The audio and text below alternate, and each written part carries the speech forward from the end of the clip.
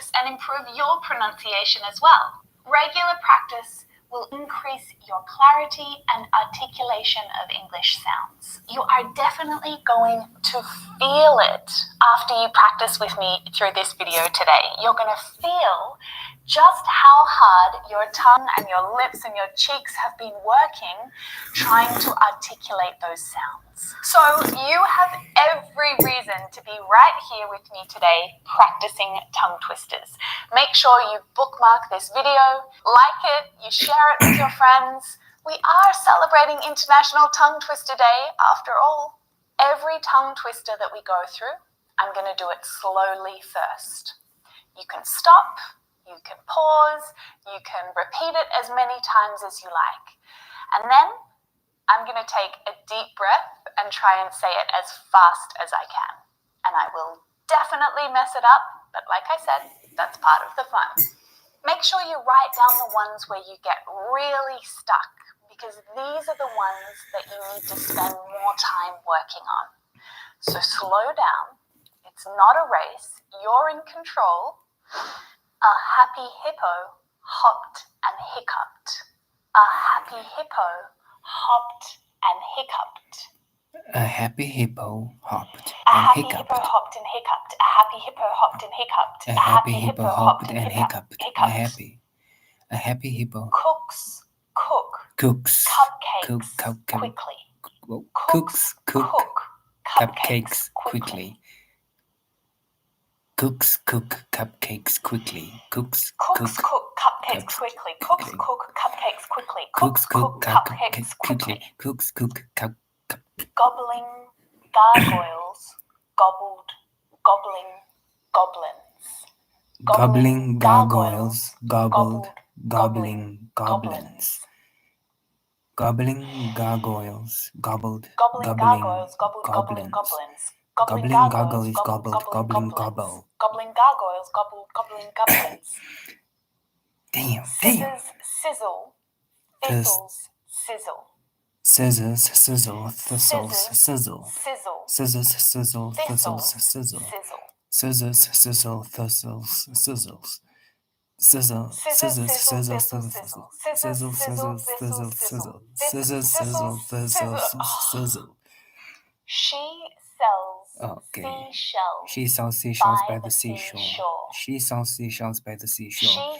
She sells seashells by the seashore. She sells seashells by the seashore. She sells seashells by the seashore. She sells seashells by the seashore. She sells seashells by the seashore. She sells seashells by the seashore. Shellfish. Selfish. Selfish, shellfish, selfish, shellfish, selfish, shellfish, selfish, shellfish, selfish, shellfish, selfish, She sees cheese. She sees cheese. She sees cheese. She sees cheese. Let's pick up the pace. She sees cheese. She sees cheese. She sees cheese. She sees cheese. She sees cheese. If a dog chews shoes, whose shoes does he choose? If a dog chooses shoes, whose shoes does he choose? If a dog chooses shoes, whose shoes does he choose? If a dog chooses shoes, whose shoes does he choose? If a dog chooses shoes, whose shoes does he choose? Whose shoes does he choose? If a dog chooses shoes, whose shoes does he choose? If a dog chooses shoes, whose shoes does he choose? He threw 3 free throws. He threw 3 free throws. He threw 3 free throws. He threw 3 free throws. He threw 3 free throws. He threw 3 free throws. He threw 3 free throws. I thought of thinking of thanking you. I thought of thinking of thanking you. I thought of thinking of thanking you. I thought of thinking of thanking you. I thought of thinking of thanking you. I thought of thinking of English can be thanking you. understood through tough, thorough thought, though. English can be understood through tough, thorough thought, though. English can be understood through tough, thorough thought, though. English can be understood through tough, thorough thought, though. 33 thirsty, thundering thoroughbreds thumped Mr. Thurber on Thursday. 33 thirsty, thundering thoroughbreds thumped Mr. Thurber on Thursday. Ready to pick it up? 33 thirsty, thundering thoroughbreds thumped Mr. Thunder on Thursday. 33 thirsty, thundering thoroughbreds thumped Mr. Thurber on Thursday. 33 thirsty, thundering thoroughbreds thumped Mr. Thurber on Thursday. No. The 33 thieves thought that they thrilled the throne throughout Thursday. The 33 thieves thought that they thrilled the throne throughout Thursday. The 33 thieves thought that they thrilled the throne throughout Thursday. The 33 thieves thought that they thrilled the throne throughout Thursday. The 33 thieves thought that they thrilled the throne throughout Thursday. All right, now let's focus on the w sound. Wayne went to Wales to watch walruses. Wayne went to Wales to watch walruses. Wayne went to Wales to watch walruses. Wayne went to Wales to watch walruses. Wayne went to Wales to watch walruses. Wayne went to Wales to watch walruses. This one's a classic. How much wood would a woodchuck chuck if a woodchuck could chuck wood? How much wood would a woodchuck chuck if a woodchuck could chuck wood? 3 times. How much wood would a woodchuck chuck if a woodchuck could chuck wood? How much wood would a woodchuck chuck if a woodchuck could chuck wood? How much wood would a woodchuck chuck if a woodchuck would chuck wood? I saw a kitten eating chicken in the kitchen. I saw a kitten eating chicken in the kitchen. Eating chicken in the kitchen. I saw a kitten eating chicken in the kitchen. I saw a kitten eating chicken in the kitchen. I saw a kitten eating chicken in the kitchen. All right, now let's focus on the sound. 44 fine fresh fish for you. 44 fine fresh fish for you. 44 fine fresh fish for you. 44 fine fresh fish for you. 44 fine fresh fish for you. This one I get stuck on. Fred fed Ted bread and Ted fed Fred bread. Fred fed Ted bread and Ted fed Fred bread. Faster. Fred fed Ted bread and Ted fed Fred bread. That's Fred all you. fed Ted bread and Ted fed Fred bread. Fred fed Fred bread and Ted fed Fred bread. And Ted fed Fred bread. 11 benevolent elephants. 11 benevolent elephants. 11 benevolent elephants. 11 benevolent elephants. 11 benevolent elephants. 11 benevolent elephants. All right, now let's focus on and O. Round and round the rugged rocks the ragged rascal ran. Round and round the rugged rocks the ragged rascal ran. Round and round the rugged rocks the ragged rascal ran. Round and round the rugged rocks the ragged rascal ran. Round and round the rugged rocks the ragged rascal ran. Round and round the rugged rocks the ragged rascal ran. Round and round the rugged rocks the ragged rascal ran. Lindy Lou Lambert loves lemon lollipop lip gloss. Linda Lou Lambert loves lemon lollipop lip gloss. Linda Lou Lambert loves lemon lollipop lip gloss. Linda Lou Lambert loves lemon lollipop lip gloss. Linda Lou Lambert loves lemon lollipop. Red lorry, yellow lorry. Red lorry, yellow lorry. Red lorry, yellow lorry, red lorry, yellow lorry, red lorry, yellow lorry, red lorry, yellow lorry, red lorry, yellow lorry. Really, Larry. Rarely, Larry. Really, Larry, rarely, Larry. Really, Larry, rarely, Larry. Really, Larry, rarely, Larry. Lucky rabbits like to cause a ruckus. Lucky rabbits like to cause a ruckus. Okay. Lucky rabbits like to cause a ruckus. Lucky rabbits like to cause a ruckus. Lucky rabbits like to cause a ruckus. Truly rural. Truly rural. Truly rural. Truly rural. Truly rural. Truly rural. Truly rural. Truly rural. Willie's real rear wheel. Willie's real rear wheel. Willie's real rear wheel. Willie's real rear wheel. Willie's real rear wheel. Willie's real rear wheel. Willie's real rear wheel. Willie's real rear wheel. Okay. Willie's real rear wheel. Willie's real rear wheel. Willie's Rory the warrior and Roger the warrior were reared wrongly in a rural brewery. Oh my gosh. Rory the warrior and Roger the warrior were reared wrongly in a rural brewery. Rory the warrior and Roger the warrior were reared wrongly in a rural brewery. Rory the warrior and Roger the warrior were reared wrongly in a rural brewery. Rory the warrior and Roger the warrior were reared wrongly in a rural brewery. Lesser leather, never weathered, wetter weather better. Oh my goodness. Lesser leather, never weathered, wetter weather better. Faster.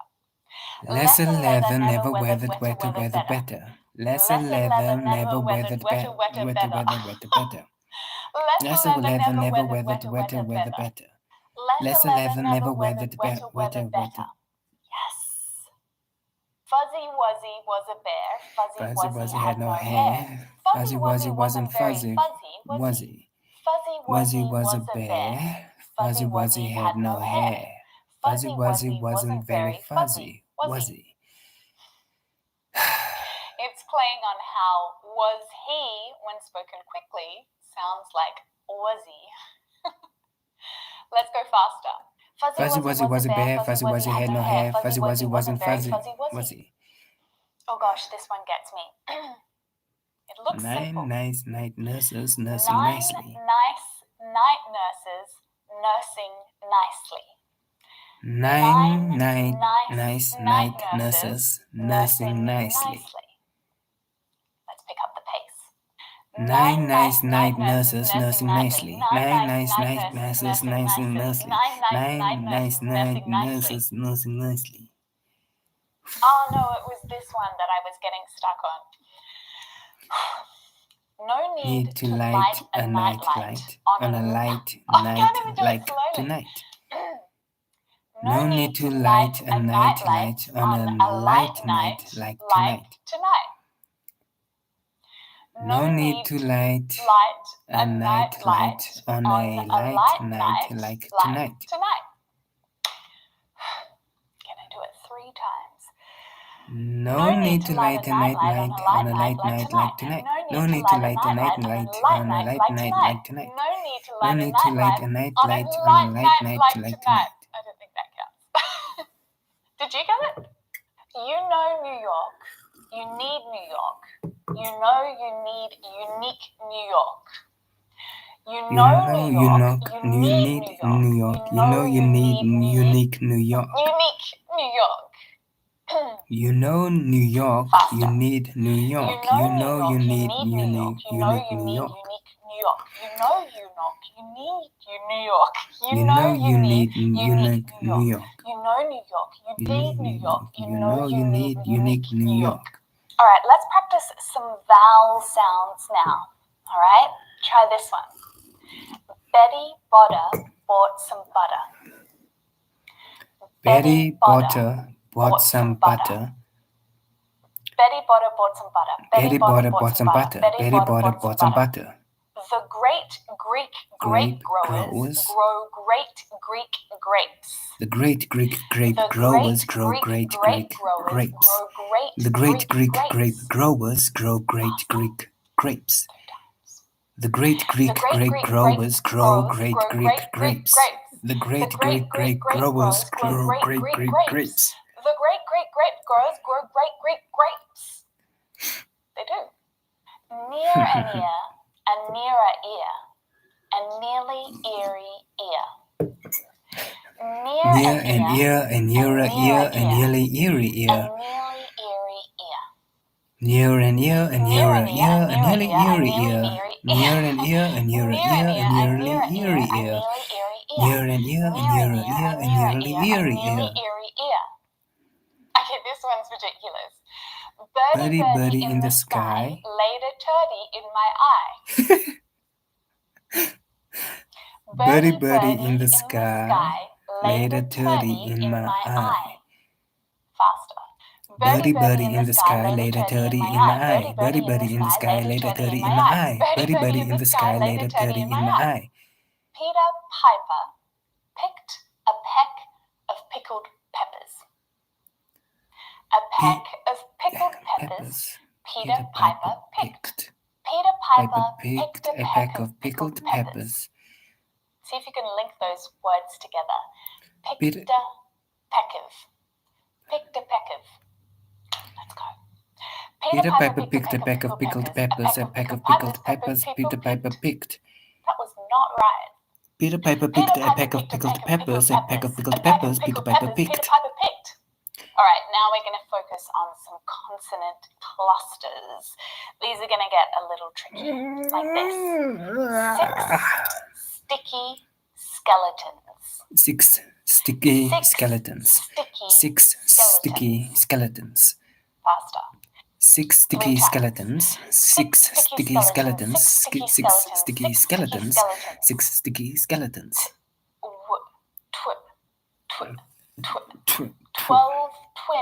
12 twins twirled 12 twigs. 12 twins twirled 12 twigs. 12 twins twirled 12 twigs. 12 twins twirled 12 twigs. 12 twins twirled 12 twigs. How can a clam cram in a clean cream can?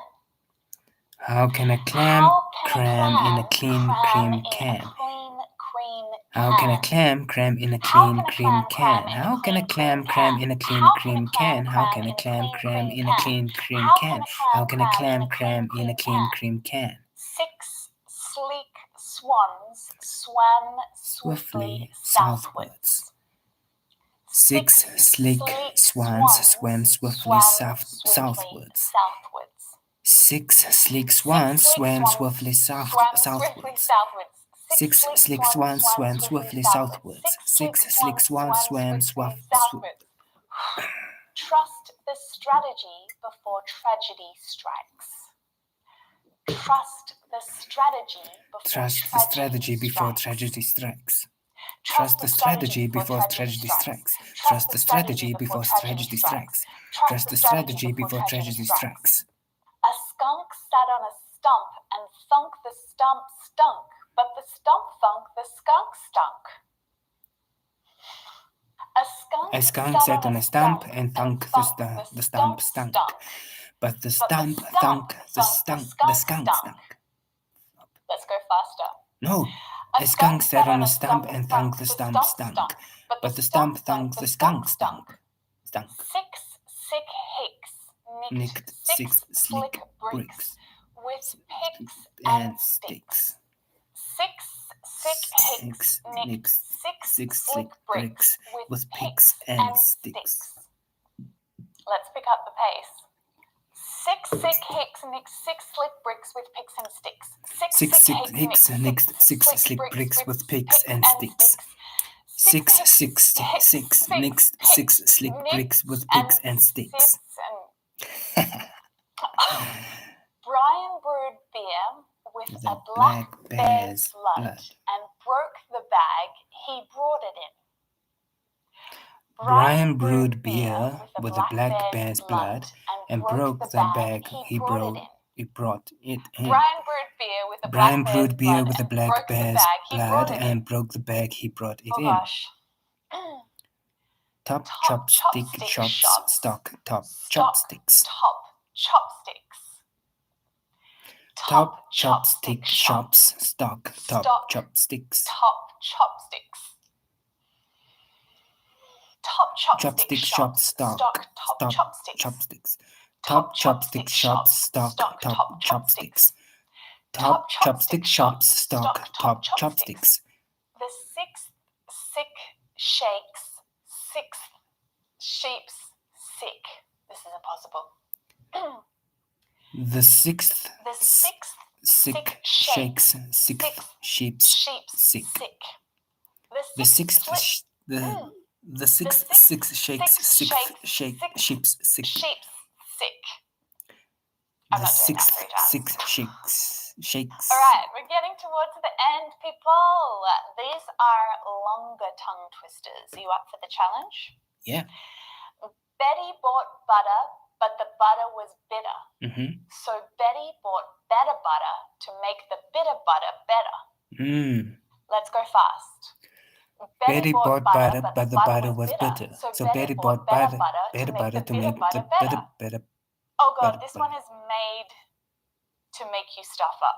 Susie works in a shoe shine shop. Where she shines, she sits. And where she sits, she shines. Oh. Susie works in a shoe shine shop. Where she shines, she sits. And where she sits, she shines. Let's keep this clean. Susie works in a shoe shine shop. Where she shines, she sits. And where she sits, she shines. And where she sits, she shines. Don't swear. Susie works in a shoe shine shop. Where she shines, she sits. And where she sits, she shines. If practice makes perfect, and perfect needs practice, I'm perfectly practiced and practically perfect.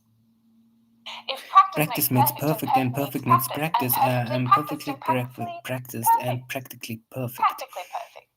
If wow, my cheeks are sore. My tongue needs a good stretch. How about you? You can really feel how good this mouth workout was for you, right? Which tongue twisters were the trickiest ones for you? Which ones do you need to practice a little bit more? Let me know down in the comments. But well done for making it all the way through this long video today. Please do go back. Make sure that you practice the ones that were a little tricky. And of course, download the list of all 50 tongue twisters and practice them regularly. You can do that with the link down in the description below. And you can always come back to this free practice lesson with me. I'm going to be waiting right here, ready to practice with you again very soon. Bye for now.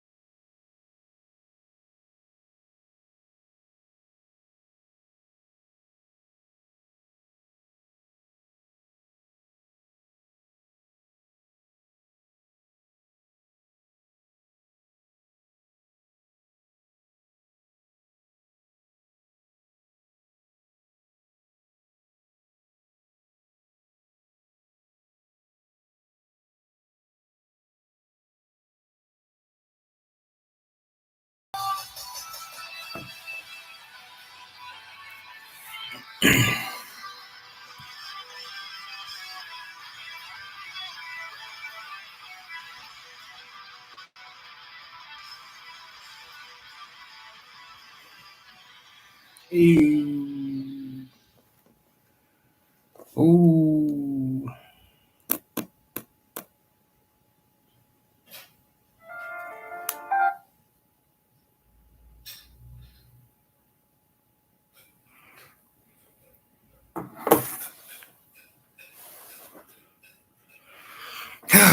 Okay, let's go.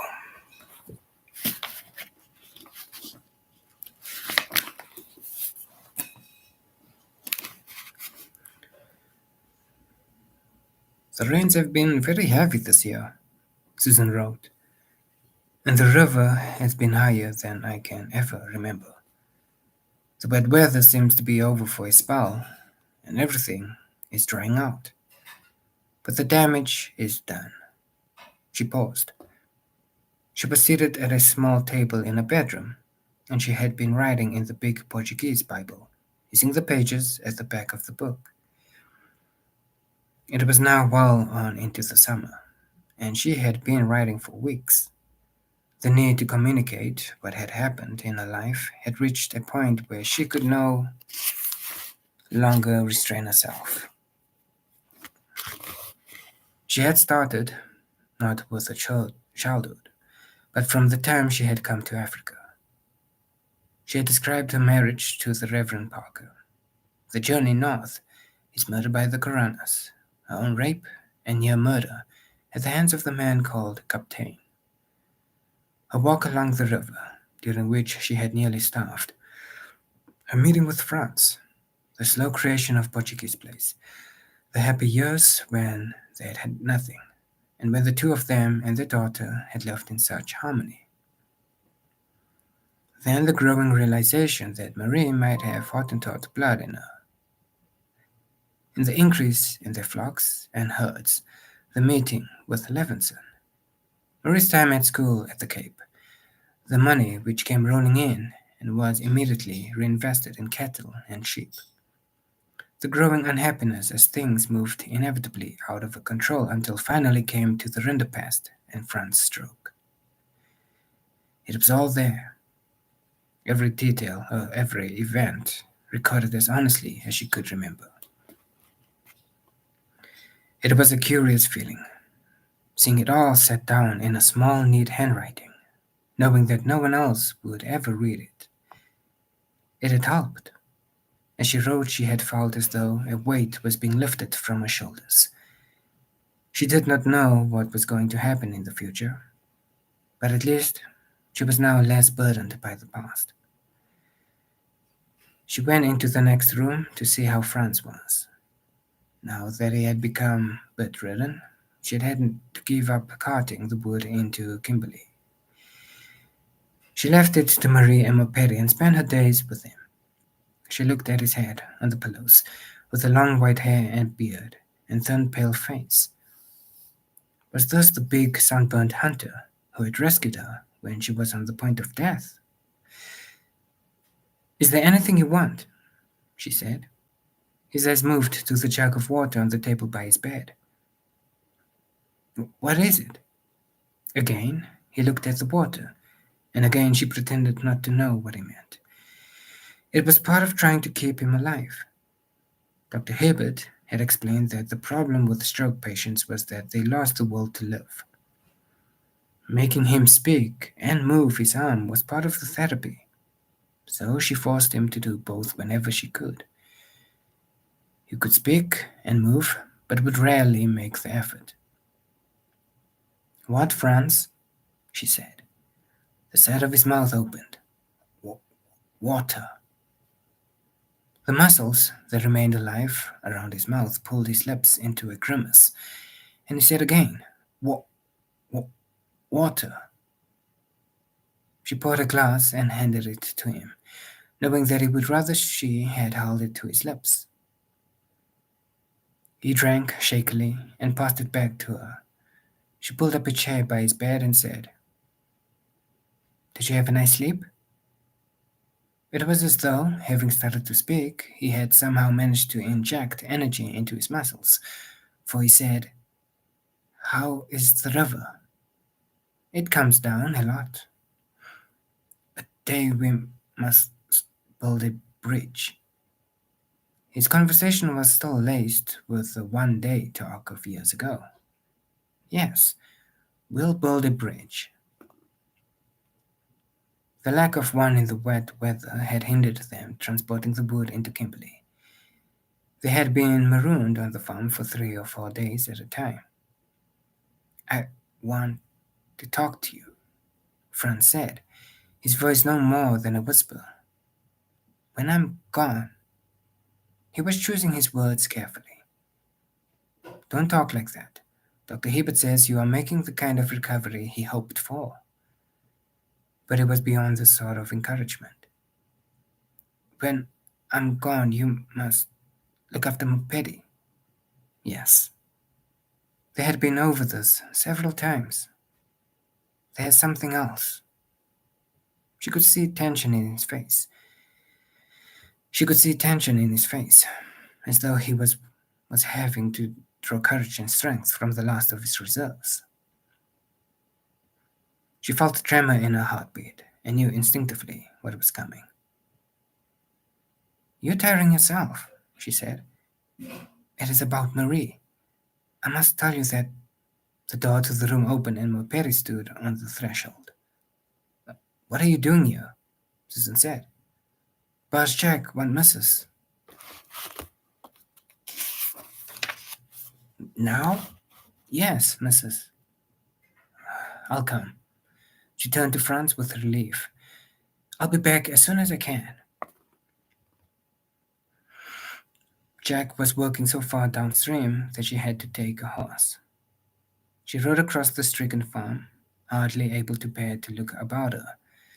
Where once the line of green had softened the landscape and rested the eyes as it twisted and turned with the convulsions of the river, everything was a dun-colored monochrome, churned and cut by wagon wheels. Her maize lands had disappeared, scoured out by the erosion caused by heavy rain on loose soil, so that now the young plants were buried under inches of reddish earth. She came to Jack at last. He was sitting by the side of the river, the long-handled axe on the ground next to him, smoking his pipe. She noticed how thin he was.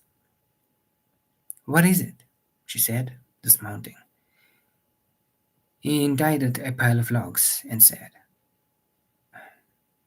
"That's the end. The last load."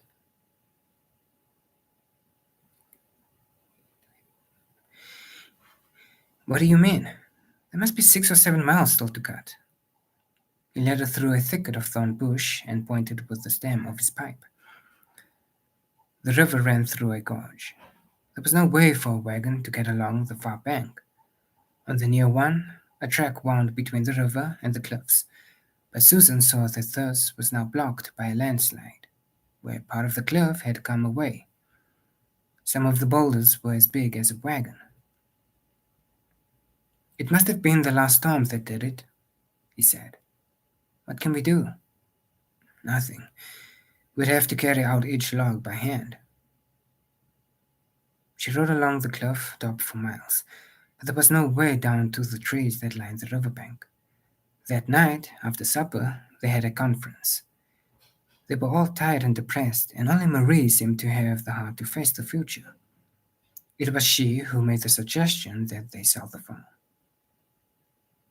"Who would buy it?" her mother said. "Everyone's afraid of Rinderpest. This is like a plague spot now. People don't come here anymore. Even Helmut has given up." She had seen him in the town, where he was now working as a blacksmith, but Marie was not to be put off. "If we sold it, we could get work and live in the wagon." Susan realized that Marie, no matter what the circumstances, wanted to leave the farm. "How can we take your father to live in a wagon?" she said angrily. "It would kill him." It began to rain again that night, harder than ever, with thunder, lightning, and hail.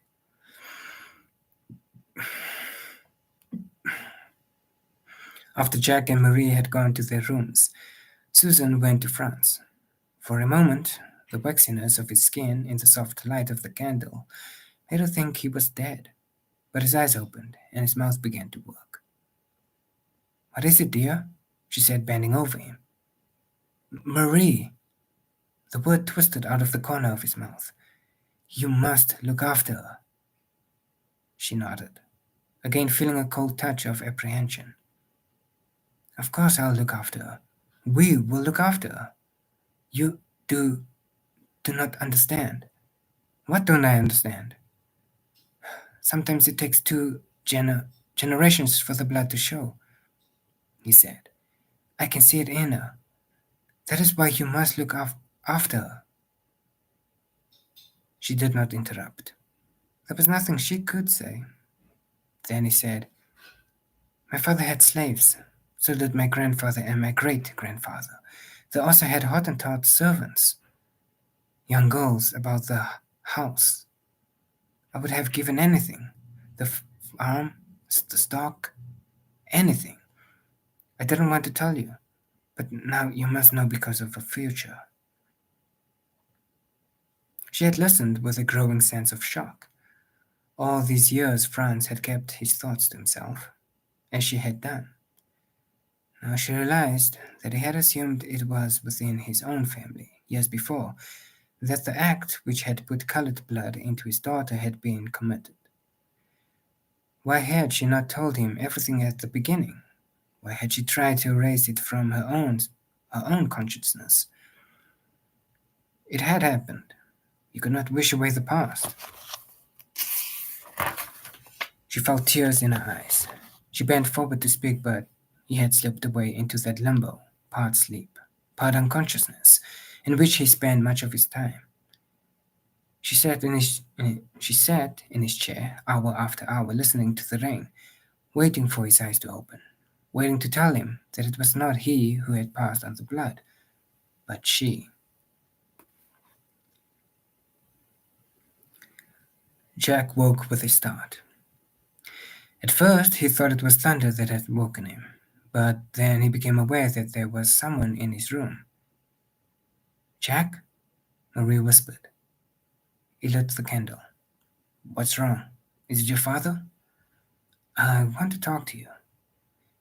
She was wearing a long white nightdress with a V-neck which showed off the milky olive color of her skin to its best advantage. Her black hair hung down to her shoulders. During the months he had been cutting the timber, they had hardly seen each other. At first, there had been tension between them, but slowly this lessened, and he realized she must have heard that Lily had gone away. The thought of Lily still caused him more pain than he could ever have imagined. But gradually, he had learned to live with it. He had dulled his mind by work, and living within a family had also helped to mitigate it. Marie was desirable, he admitted, looking at her now, and she had changed. She no longer seemed to be an overgrown child. There was a hardness in her which had been absent before. "Where's your mother?" he asked. "With father." "Why have you come?" "You'll be leaving the farm now." He nodded. "Take me with you." He thought of the last time she had asked him to do this. It seemed long ago. "What about your father?" "Mother can look after him. If I don't get away now, I never will. She'll see to that. I'll spend the rest of my life looking after him and then her. But I don't even know what I'm going to do. What about the claim?" "It's leased. Maybe some money will come from it, but I can't work it." "There are lots of things you can do. You could set up your own boxing booth. You could work for Uncle Helmut. He has more work than he needs. You could mend wagons and sell cloths. Go to David. He'll give you work." "No," he said sharply. "I will look after you," she said.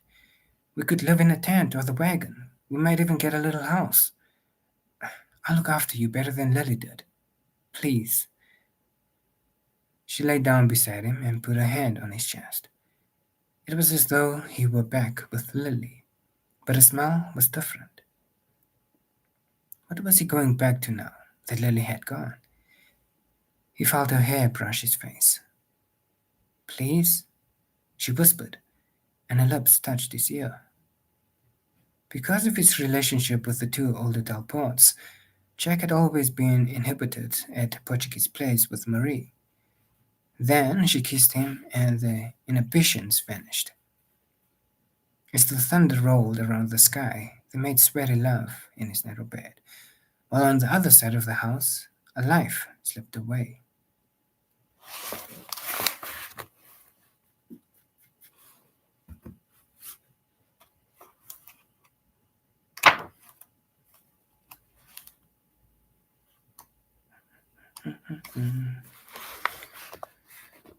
Susan woke, stiff and sore, in the chair by Fran's bed. He lay on his back, asleep. She stood at the window watching the hills behind the house turn red as the sun came over the horizon.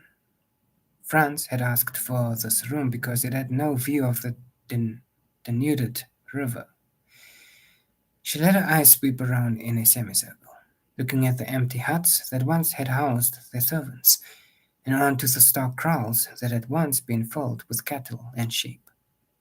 One day those kraals would be used again, but who would put the animals there? The thought of doing it herself, of the work and worry involved, made her cringe. The house and farm had been built for a family that had never materialized. She and Franz had wanted children and had managed only one.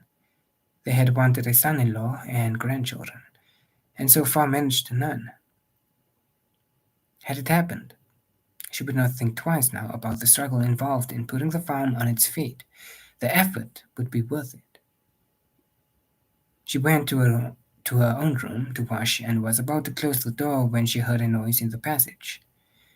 She opened it partially and saw Marie disappearing towards her own room. She could only have come from Jack's. She stood where she was for several minutes. She supposed that once such a thing would have shocked her. It would still shock Franz, and she thanked God he need never know. But she had seen so much in her own life that did not conform to the pattern of behavior in which she had been brought up that she did not shock easily. She returned to Franz's room and sat in his chair. Her decision had been made the night before, and now she was waiting for him to wake so that she could set his mind at rest. She had brought the Bible with her, and she wrote an account of what had just happened. She was finishing when she heard a gurgling noise. She looked up and saw that Franz was in distress. His fingers were gripping the blanket. His back had arched. Suddenly, like the wind going out of a sail, his body relaxed and he sank slowly back onto his bed. "Franz," she said. But there was no reply, and now there never would be. He lay with his mouth and eyes open, and after a moment she pressed his eyelids down and bound up his jaw with a cloth so that his mouth was closed. Part of her felt an immense and overwhelming sense of grief and loss. Yet, as she bent to kiss him on the forehead, her eyes were dry. For another part of her felt relief, not in any way for herself, for she would never find anyone like Franz again, nor would ever want to, but for him. It had always been her feeling that if he recovered, he would only be a quarter of the man he had been. A quarter would have been enough for her. It would never have been enough for him. Later that day, she sent Marie into town to fetch Dominie Visser. Then she laid Franz out while Jack dug the grave. In the afternoon, Jack cut part of the sailcloth from the wagon and sewed Franz's body into it. While he was doing this, Susan came to watch. It was the last view she would have of her husband. And while she was looking down at him, and while Jack was stitching the sailcloth around him as for a burial at sea, she thought of his last words, and the ache inside her grew. "Look after Marie," he had said, and then had come his apology, for that it is what it had been. his guilt, his shame, and suddenly, almost as though, almost as though it were a ghostly prompting, perhaps from Franz himself lingering somewhere still in the house, she knew exactly what to do, and heard her voice say, "I have a proposition for you." Jack palmed the big canvas needle through the material without looking up. "I want you to marry Marie." He stopped. "What?" "I saw her coming from your room this morning." His cheeks began to color, and she said, "It has nothing to do with that. That only showed me you might be fond of one another." "Are you?" "Yes," Jack said defensively. "What I have in mind is this. Half the farm belongs to Marie now. If you marry her, I'll make over another quarter to you, and on my death you'll inherit the farm. You may not look much now, but you've seen what it can produce." "You spoke of land before. You said if I came out to help." "I know. You've never mentioned it since. Do you think it hasn't been in my mind?" He said nothing. After a moment, she asked, "Don't you trust me, Jack?" Of everyone he had encountered since his arrival in Africa, the one family he had trusted instinctively was the Talpots, but trust had become a dirty word in his lexicon, even in the mouth of Susan. As though anticipating his thoughts, she said, "This time it'll be done properly, on paper, notarized, I promise." Again the thought came to him. Landowner. There was a ring to it. It would make a difference in Kimberley. A great difference. "I ain't no farmer," he said, but you could see the temptation begin to grip him. "I am. I can teach you." "What about stock? We'd need stock." She noticed the use of the word we. "That means money." "We'll find the money." He turned back and finished sewing Franz into his shroud. "What about Marie? What if she says no?" "She won't say no. I'm sure you know that as well as I do."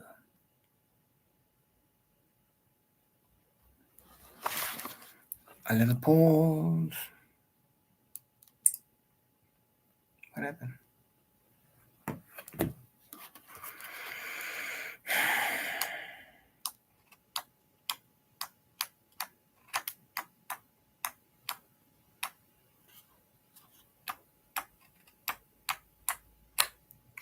Ooh. There's a lot of words, a lot of words.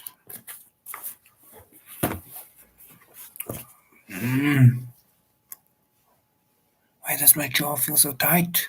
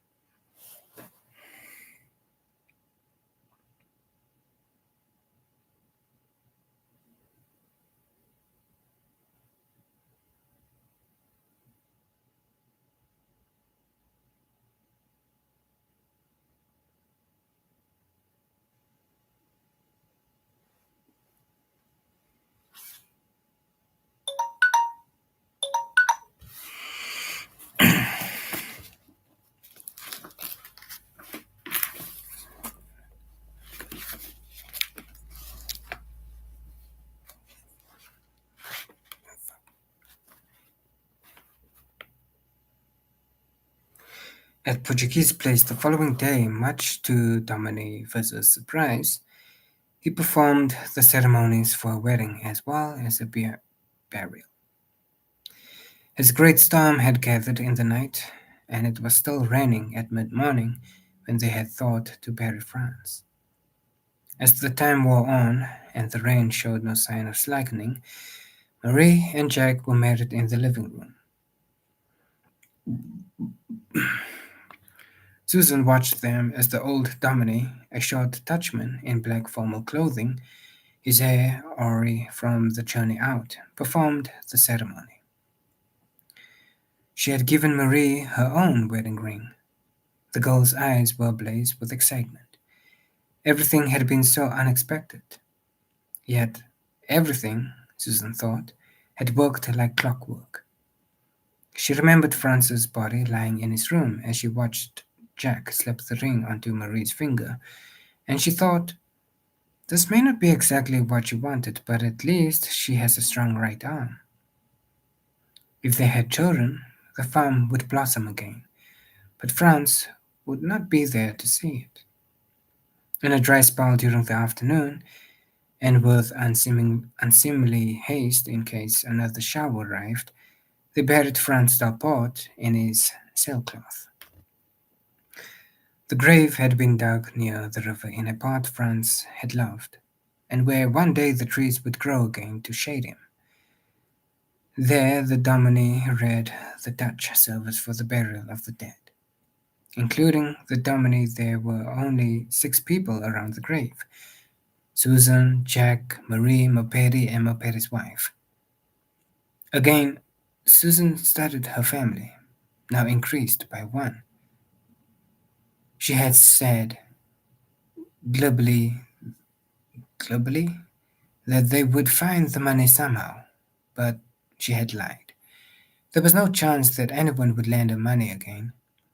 It would have been hard enough for Franz, but a woman with a derelict farm. As they lowered the body, Susan leaned forward and placed the big Portuguese Bible, wrapped in a new piece of oilskin, on the canvas shroud. It was a gesture to mark the end of a phase in her life. Then she prayed, not for Franz's soul, but for the future of her daughter and son-in-law.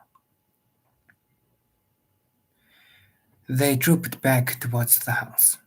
Water was still running down the hillside, and the women lifted their dresses so that they would not become wet. Just then there was a rumbling, grating noise, and a crash. A tide of black mud surged around the corner of the house. They ran up the slope to the back of the house and stood staring in shocked dismay at the sight which confronted them. The relentless rain of the past weeks had softened the mud bricks of the original part of the house and the walls of a room. The one so recently vacated by Franz's body had collapsed. She had planned for Jack and Marie to take the dominie back so they could have a night in Kimberley. She had even set aside a small amount of money to pay for their one night's honeymoon. But this was now impossible.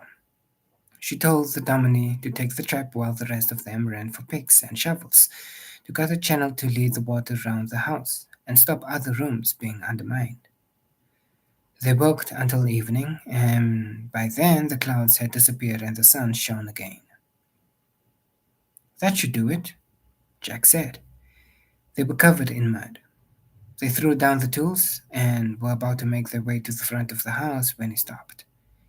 He bent down, and as he did so, Susan saw something glitter at his feet. He picked it up and rubbed it against his shirt. Then he looked at it closely. It was a tiny stone. Christ, it's a diamond! They crowded around him. He held the small, glittering object in the palm of his filthy hand. Are you sure? Susan said. I haven't got a loop, but and now, wait. Oh, give me a chance. But I know a diamond when I see one. That's a diamond. But where did it come from? Marie said. Father had experts all over the farm. You've looked yourself. Nothing has ever been found before. I can't help that. It's a diamond, and if there's one, there's more. He looked back up the slope. The slick of black mud was drying in the sun. Then he said in a voice hardly above a whisper, "The mud! That's where it came from! The mud! The bricks were made of mud. It's been in one of the bricks." The two women stared at him. It was a wild guess, and yet they knew that there was a logic about it. It had to be. There was no other way. "In the mud," Marie whispered. "All these years." "Where did the bricks come from?" Jack asked. "Franz made them. But there's no mud around here. Not that I have seen, anyway." He pointed to the river. "That's sand. And this topsoil is sandy, too." He bent and scooped up a handful of mud. It was sticky and black. "I've never seen mud like this." "We dug it from a mud hole," Susan said. "On the farm?" "I think so. It's a day's hard riding. I'm not sure exactly where the farm boundaries are. It may be in Hottentot country." "Could you find it?" "Could you?" Marie said. "Could you?" Susan projected her mind back. She saw again the small water hole and Franz digging out the mud and forming it into bricks and letting them dry in the hot desert sun. "Perhaps I was only there once. It's in a small valley. One hill is higher than the rest and has red cliffs at the top. When I was feeding Marie, I used to watch the rock doves come out from their nesting ledges." She was remembering aloud. "You come through the hills. We were coming east. There's only one entrance. From here, we'd have to go northwest." She pointed beyond the first line of hills, which reared up behind the empty huts. "Can you take us there?" Jack said. "I could try." They left the following morning on horseback with blanket rolls behind the saddles, spades, a hand sieve, and enough food to last 4 days. Each had a rifle in a saddle scabbard, and Jack had brought a shotgun in case they saw bastards or guinea fowl. He was uncomfortable on a horse, having come to the saddle late in life, and did not like going much above a walk. But his horse could triple, and this gait enabled them to cover a great deal of territory without unduly tiring the animals.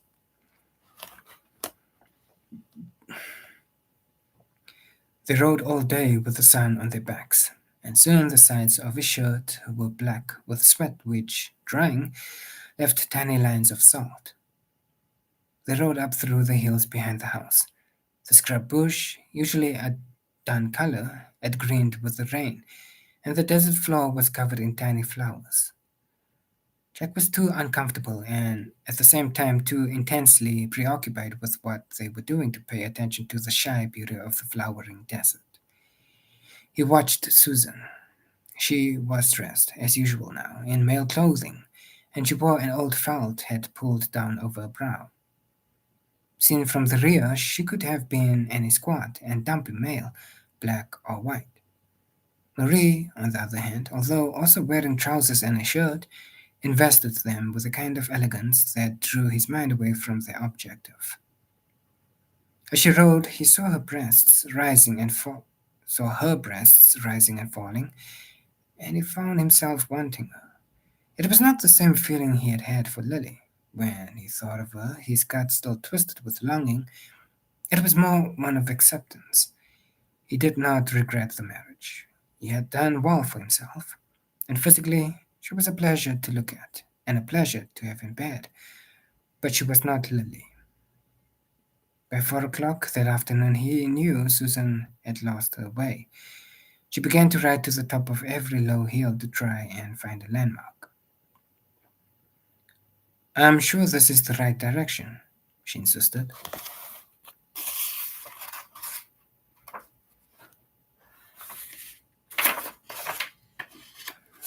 "We'd best stop here," Jack said.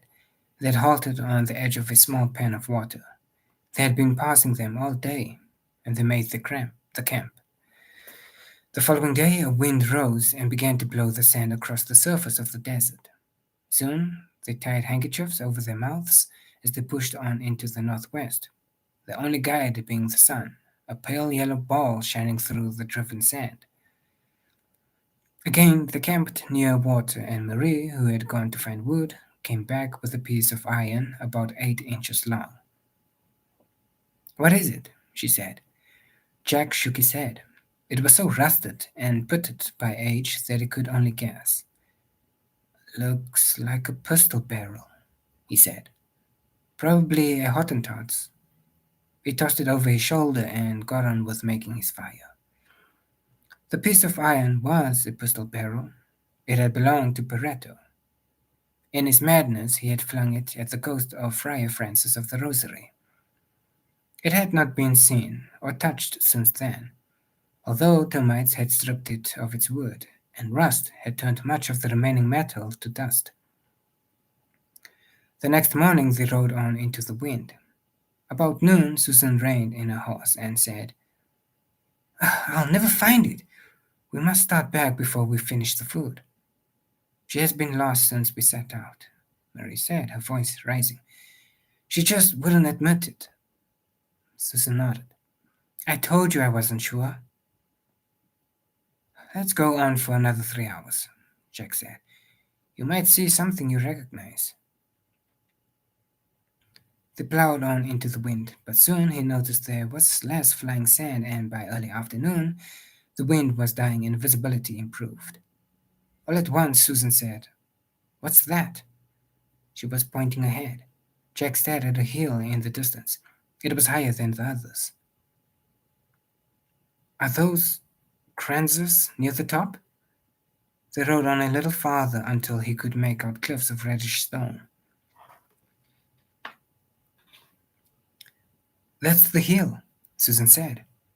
They kicked their tied horses into a canter, Jack hanging onto the pommel with one hand.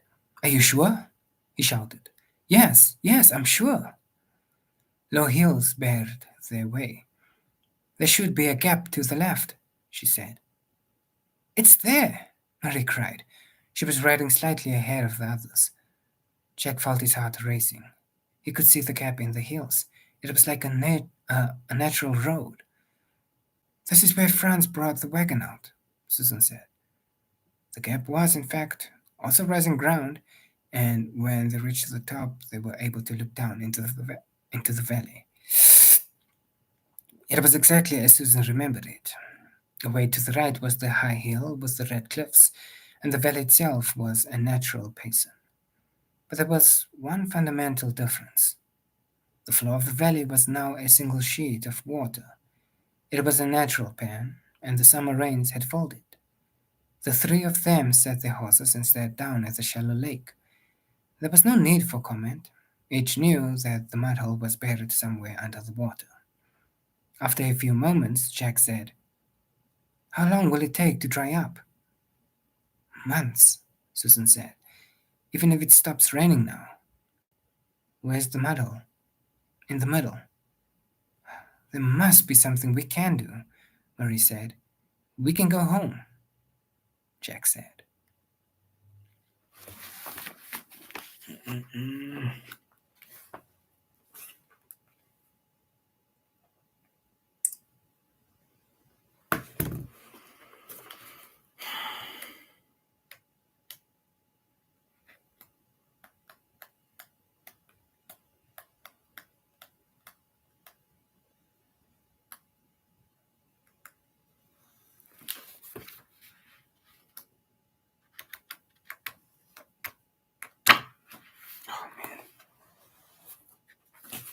The ignorance is real. The ignorance is real. Oh, water break. Water break. Hey, water break. Water break.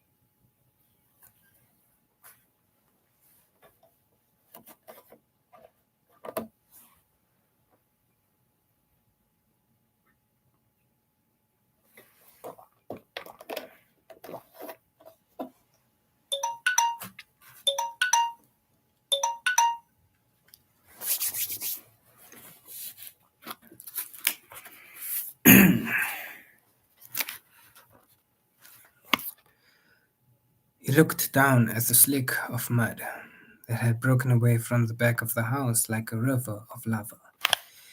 It was dry now and cracking. In parts, it was 3 or 4 inches thick. He supposed that in all there might have been a couple of tons of the stuff. "What are you going to do?" Marie said, her voice dull with tiredness and depression. They had ridden without stopping from the waterlogged valley, and had made the house by early morning, driving the horses in a direct line, flogging them on in their frustration. They'd had only a few hours of sleep. "What are you going to do?" she repeated. "Pan it," he said. I'll need help." She brightened. "Do you think there could be—" "Why not? We found one. We'll have to wash all this." He indicated the dry mud. "I'll dig it. You pen it down by the river. Help me get it there. Wheelbarrow." "You'll break your back.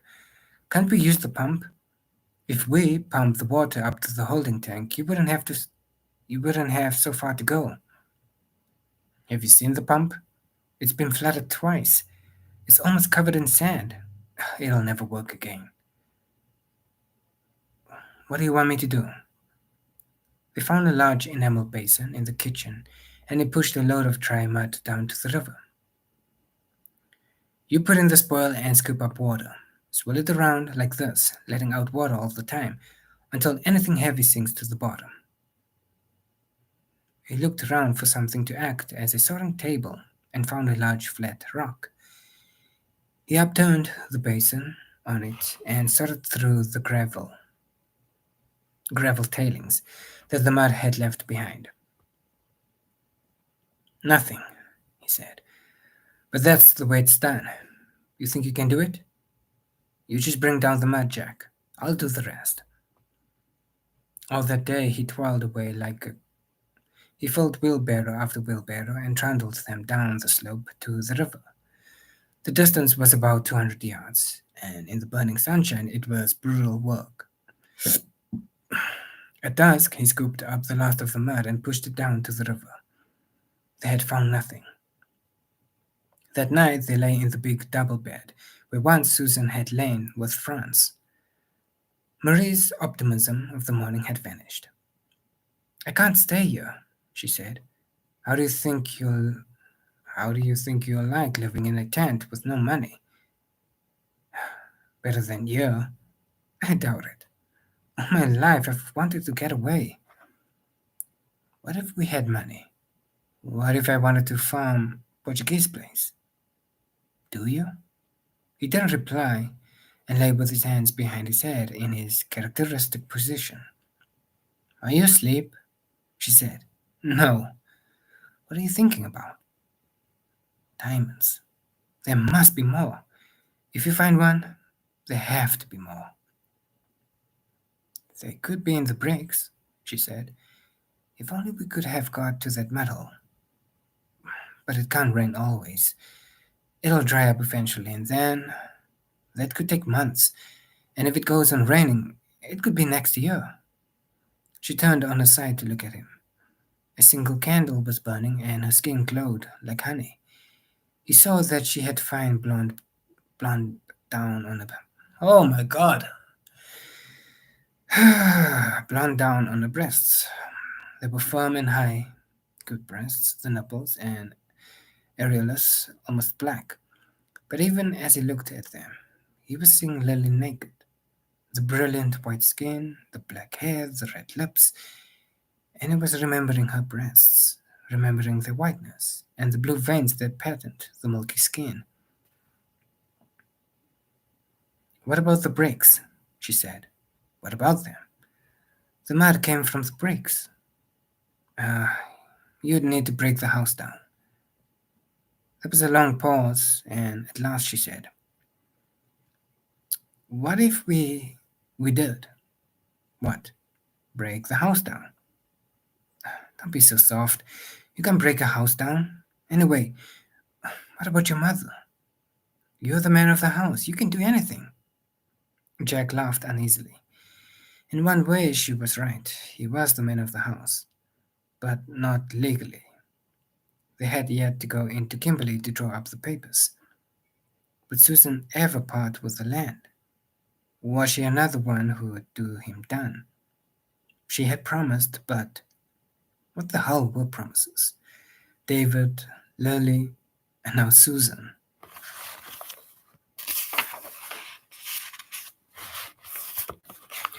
Susan picked up a rock and placed it on Frances' grave. It was almost breakfast time, and the sun was already hot. She had it in her mind that the burial had been a bad one, perfunctory. There had been rainwater in the grave, and she was afraid that now animals might try to dig up the body. She fetched a second and a third stone. When she was satisfied she had enough, she began to make her way back to the house. Yeah, what's happening with me? She saw Marie on the stoop.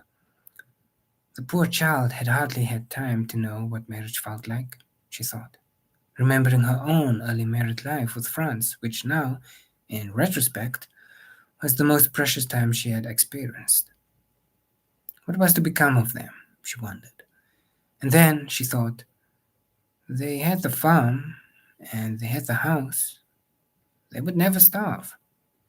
As long as they had the land, they could rebuild the herds and flocks.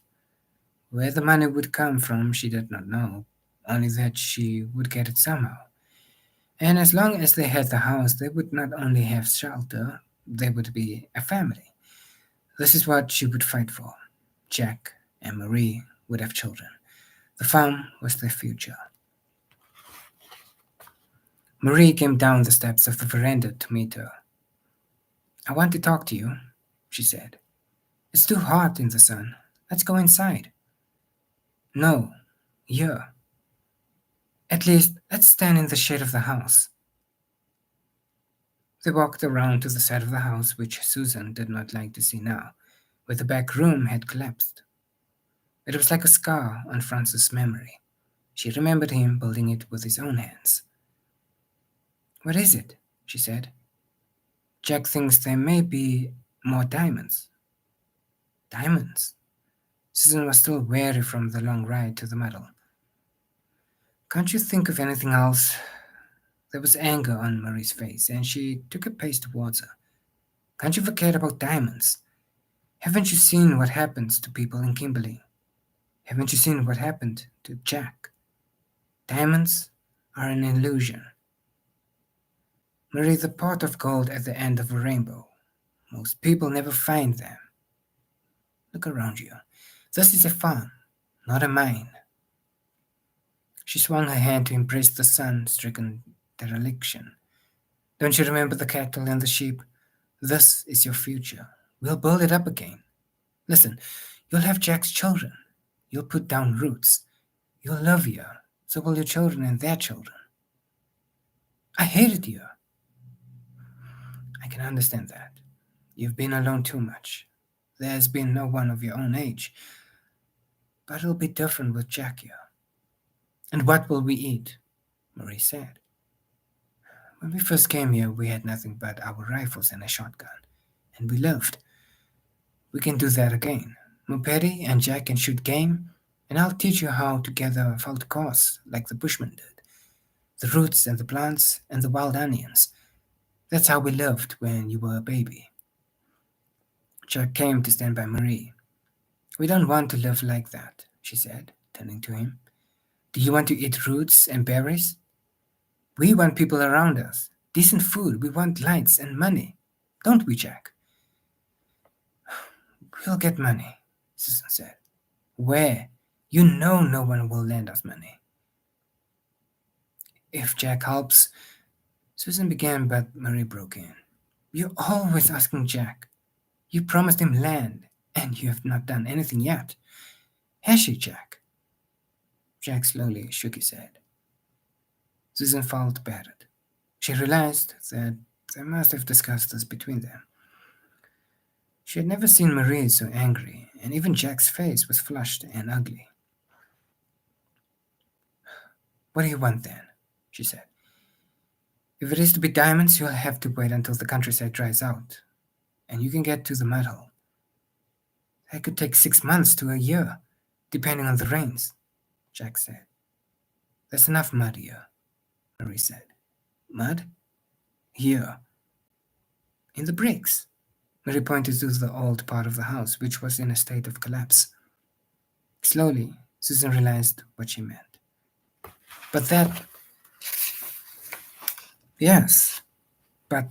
She turned to Jack. That means knocking down the house. Not the whole house, Jack said. Only the old part. The part that's been weakened. You must be mad.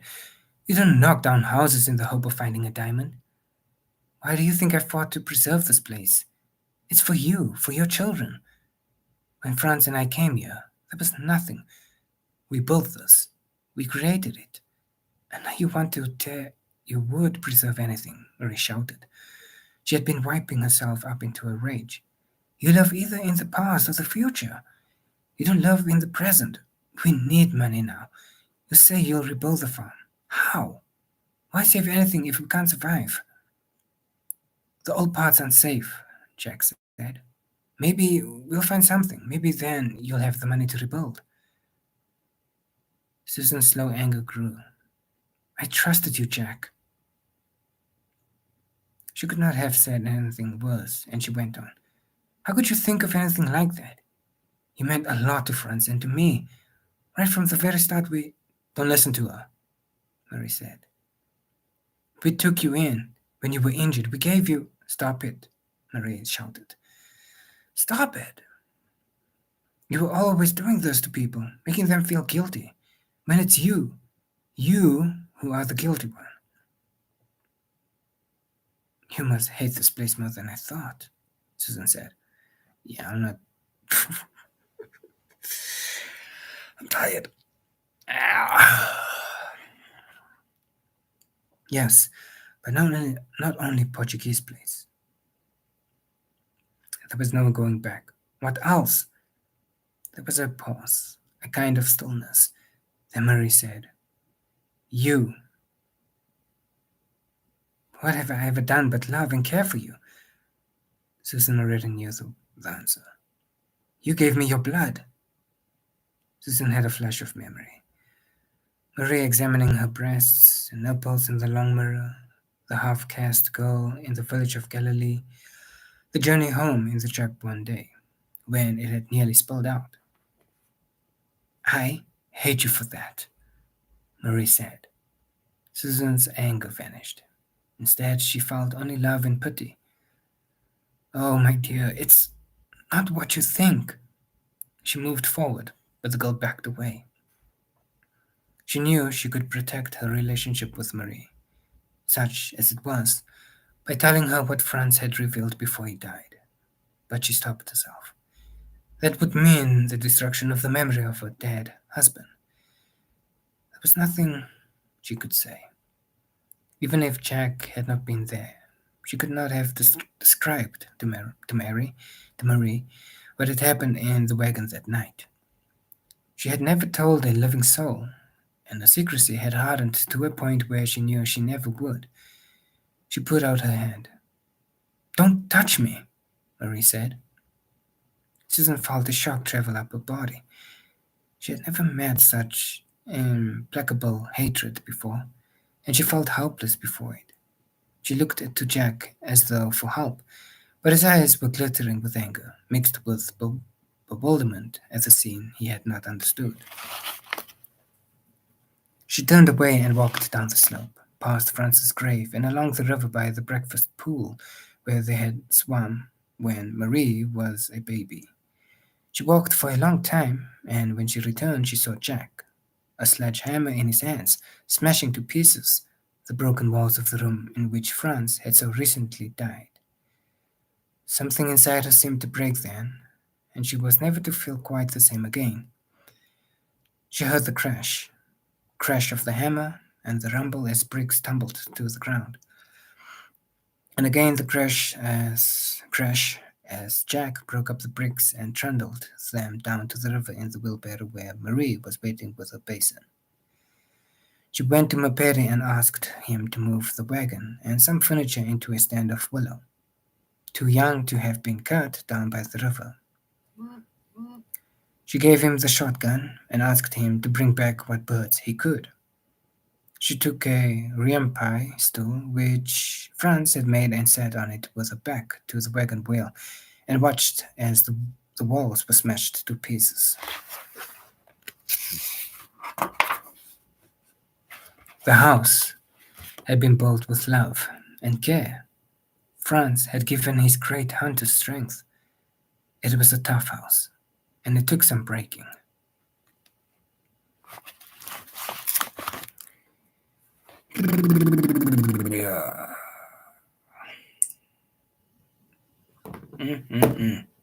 Terrible, terrible, terrible.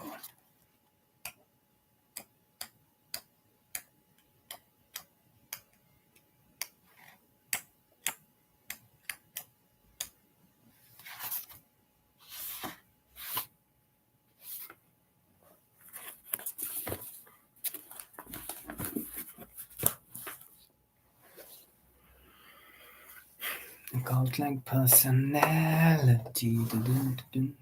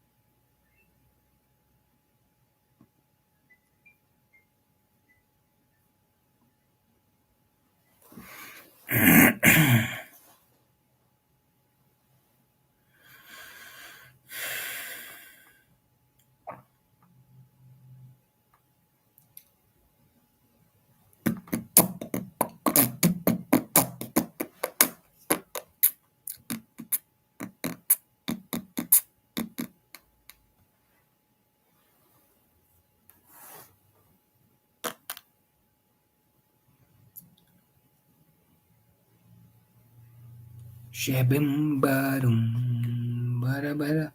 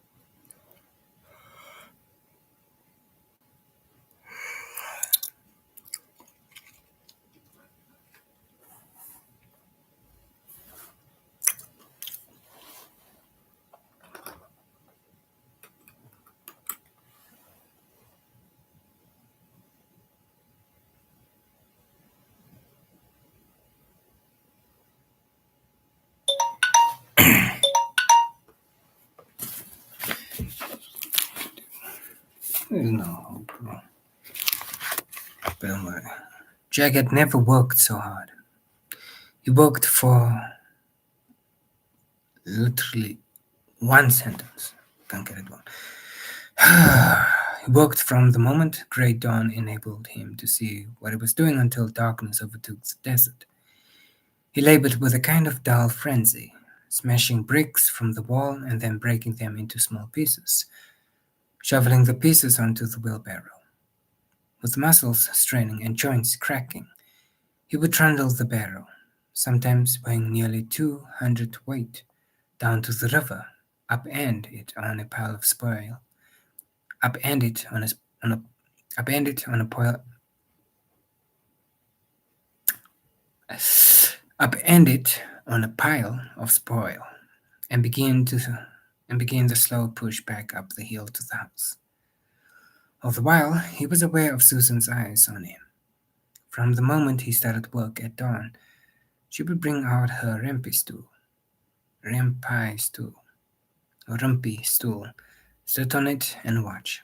She never spoke as he passed her, but was like some spectator, following every move he made. The work itself became his cocoon.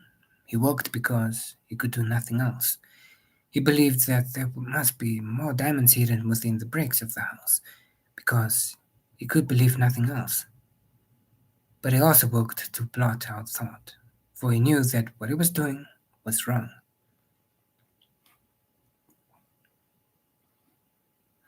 Sometimes in the evening, when he and Marie were lying in bed, so tired that they could not even seek solace in each other's bodies, he would express his feelings and she would tell him their lives were at stake now, and they had to look after themselves, for if they did not, no one else would. It was what he needed to hear, and the next day he would go to work with a will until he saw Susan take a place on the stool to watch him. One day, unable to stand her presence any longer, he went down to her and said, "Don't you see? It's the only way." But she said nothing, simply looked through him. He felt the welcome anger. "Marie's right," he burst out. "They're our lives." He worked for 9 days, and during that time he smashed down the old part of the house which had taken France, including the time he had dug the mud, nearly 9 months to build. Each brick was smashed from the wall and in turn smashed into small pieces loaded into the barrow and wheeled down to the river. He did a good job, and he was a neat worker. At the end of 9 days, there was a hole in the side of the house, as if some great animal had taken a clean bite. Down at the river, the pile of spoil grew until he was forced to take a second basin and help Marie wash the mud. The river had gone down since the last rains and had cleared. But below, where they worked, the breakfast pool, once limpid and pure, was streaked with black. On the 10th day, soon after breakfast, he heard Marie scream. The sound rose on the hot, dry air, flushing doves from the river bush and sending them tearing away in fright. He heard it as he was raising the big sledgehammer to smash into a new part of the house. His senses were so dulled that for a moment he thought she must have been bitten by a snake. Then he realized that the scream spelled not so much terror as bursting excitement. He dropped the hammer and ran. He ran past the ruined rooms, past the derelict kraals which had once held cattle and sheep, past the patch of scrub willow where his mother-in-law sat, upright and watchful, on a stool. He ran past the bare stumps where the acacia trees had once grown, and on down to the river. Marie was running to meet him, her sodden dress flapping with each step. They reached each other and stood, catching their breath. He, big, raw-boned, red-haired, she dark, smeared with mud. The clothes, once decent, sober garments, torn and stained. One of her breasts was almost visible through the rents in her bodice. She held out her right fist and slowly opened her fingers. Her skin was cracked and ingrained with mud. The nails were torn and blackened. In her palm was an object of irregular but mainly oblong shape, about the size of a baby's fist. It was colorless, opaque, and looked like a lump of dirty glass.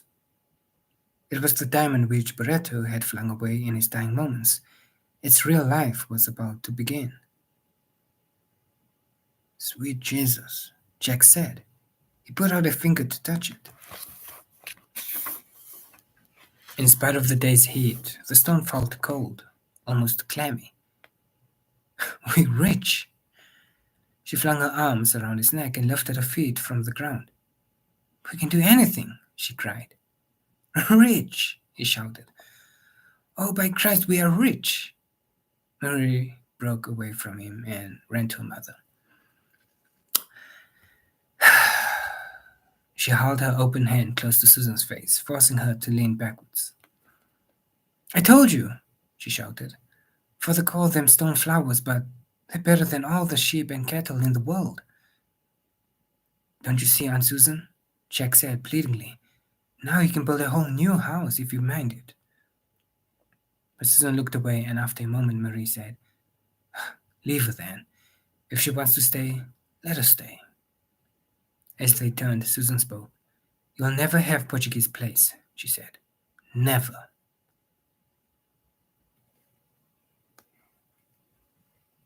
Are you drunk? Marie said, laughing. Me? How can I be drunk? Jack said.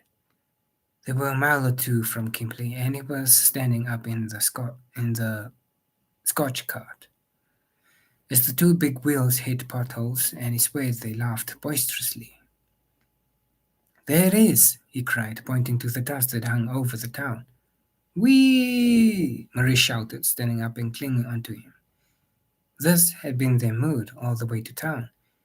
It was late in the afternoon, and the mules, which had been flogged into a canter, now dragged their feet in the sand and held their heads low. What are we going to do first? She asked. We're going to the hotel, and we're going to book the best room. The suite? The top floor suite? The suite, then. And hot water. Buckets of hot water. And a bath big enough for the both of us. And champagne for you and whiskey for me. And then? And then the finest foods in town. What's that stuff the Russians eat? Caviar. That's it. Caviar. And his mind groped for examples of fine food, but since he had never had any, he was reduced to say, and kidney pies, and saveloys and beefsteak, a good thick beefsteak. And fruit, Marie said. Grapes. We'll have bunches of grapes.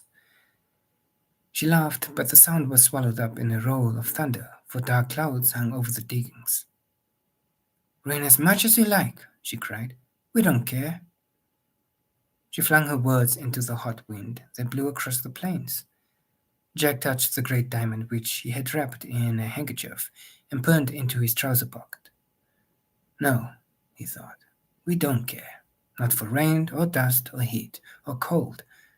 We need never care about such things again. The streets were almost deserted as they entered the town, and so was the hotel lobby. They booked the top floor suite. The desk clerk seemed only too pleased to serve them in spite of their dusty, tattered appearance.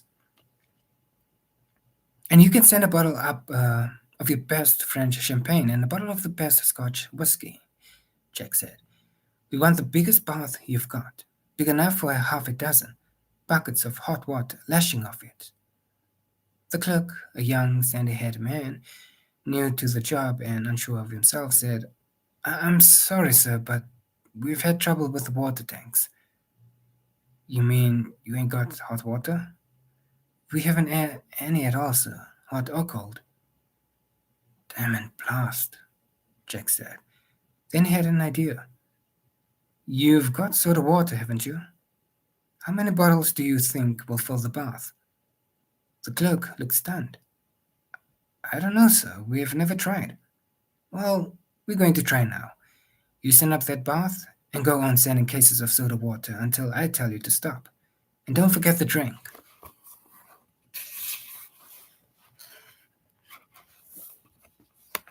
The suite had been refurnished since the Talbots had rented it.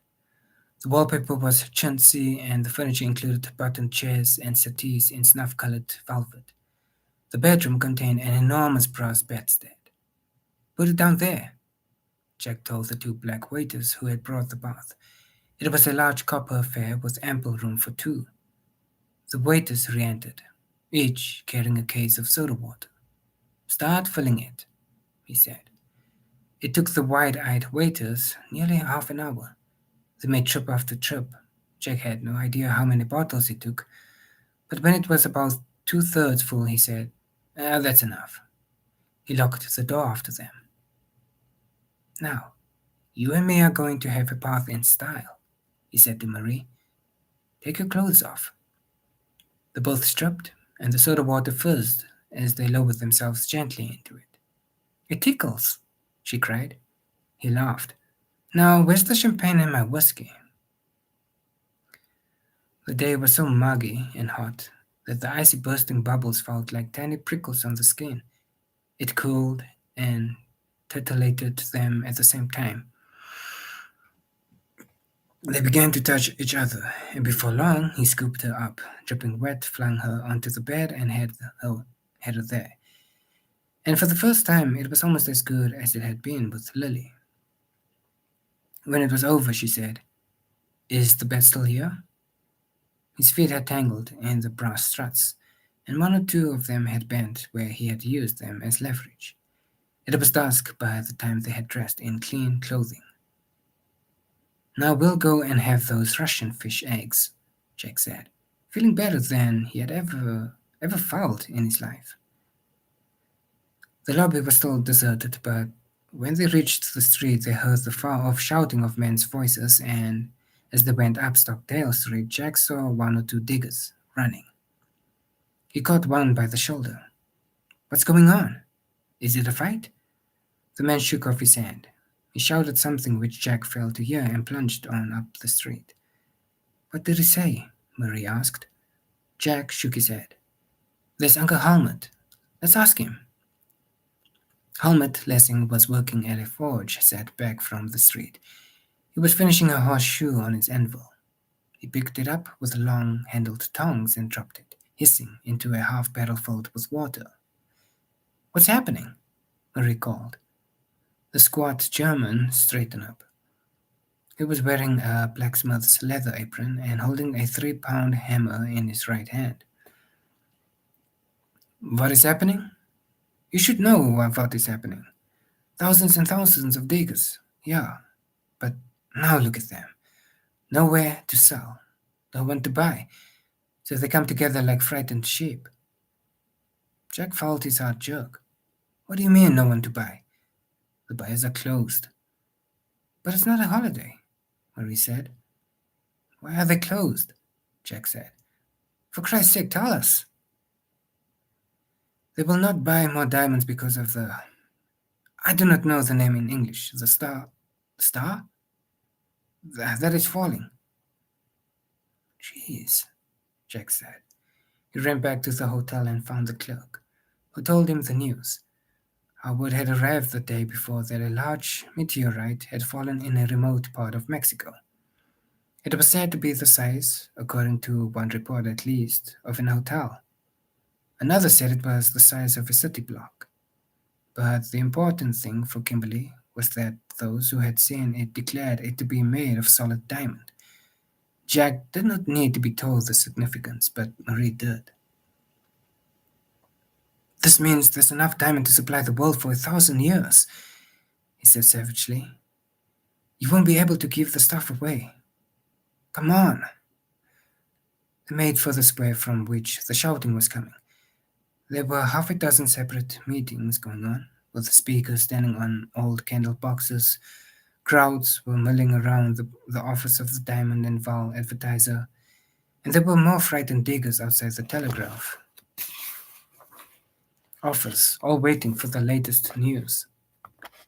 Jack had tried desperately not to believe the story, but now, as he talked Marie through the jostling crowds and saw the expressions of panic and despair on the faces and felt the tension in the air, he was finally convinced of the bitter truth.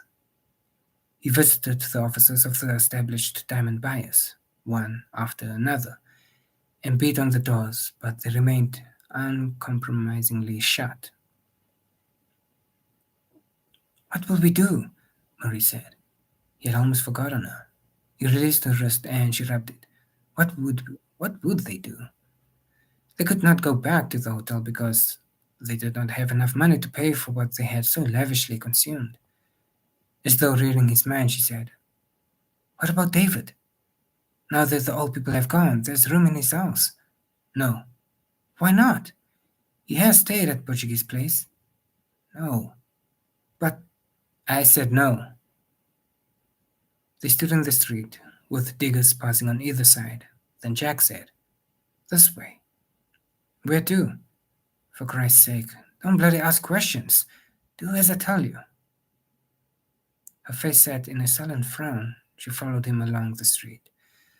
The old tent was still standing, as he had hoped, but everything in it was damp.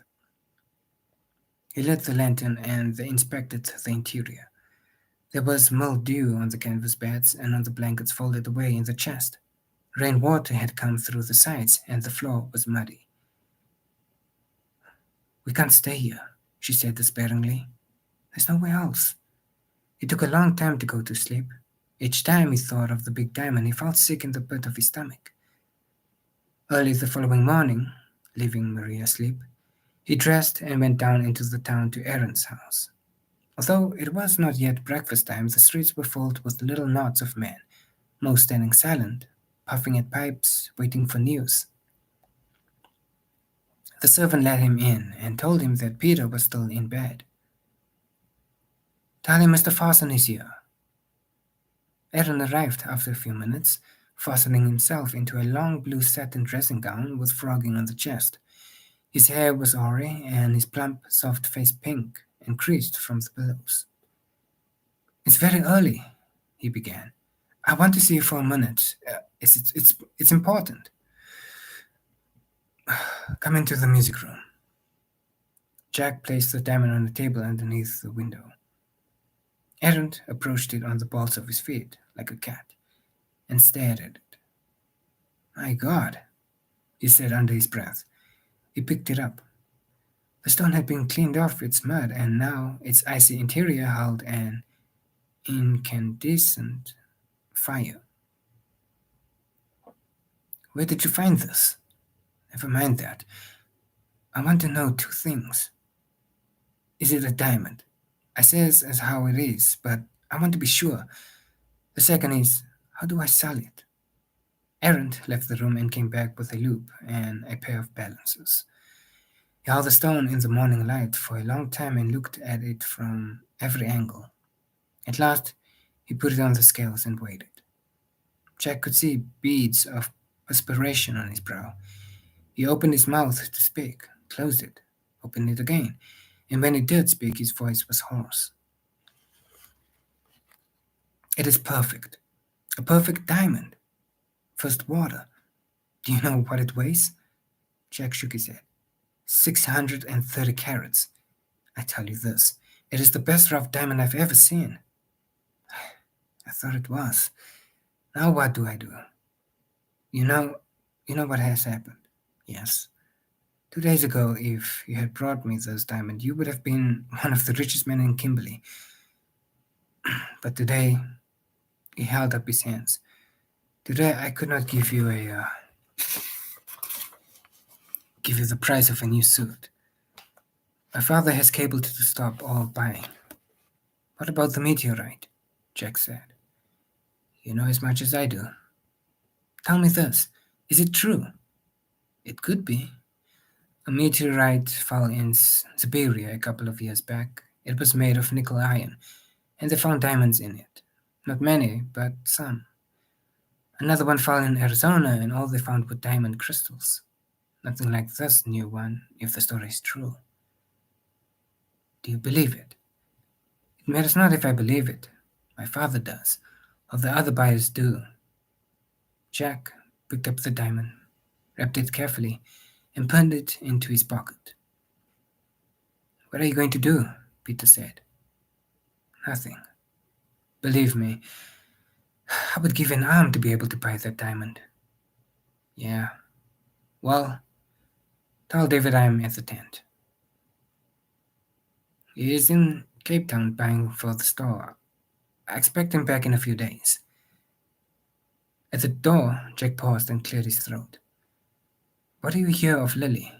he said. "She does well. A recital at the Queen's Hall. Then she will tour in Lucia." "I don't mean that. I mean, how is she?" Peter stared at him. "Happy," he said. "She says she misses us." There was a slight stress on the word us, but she is happy.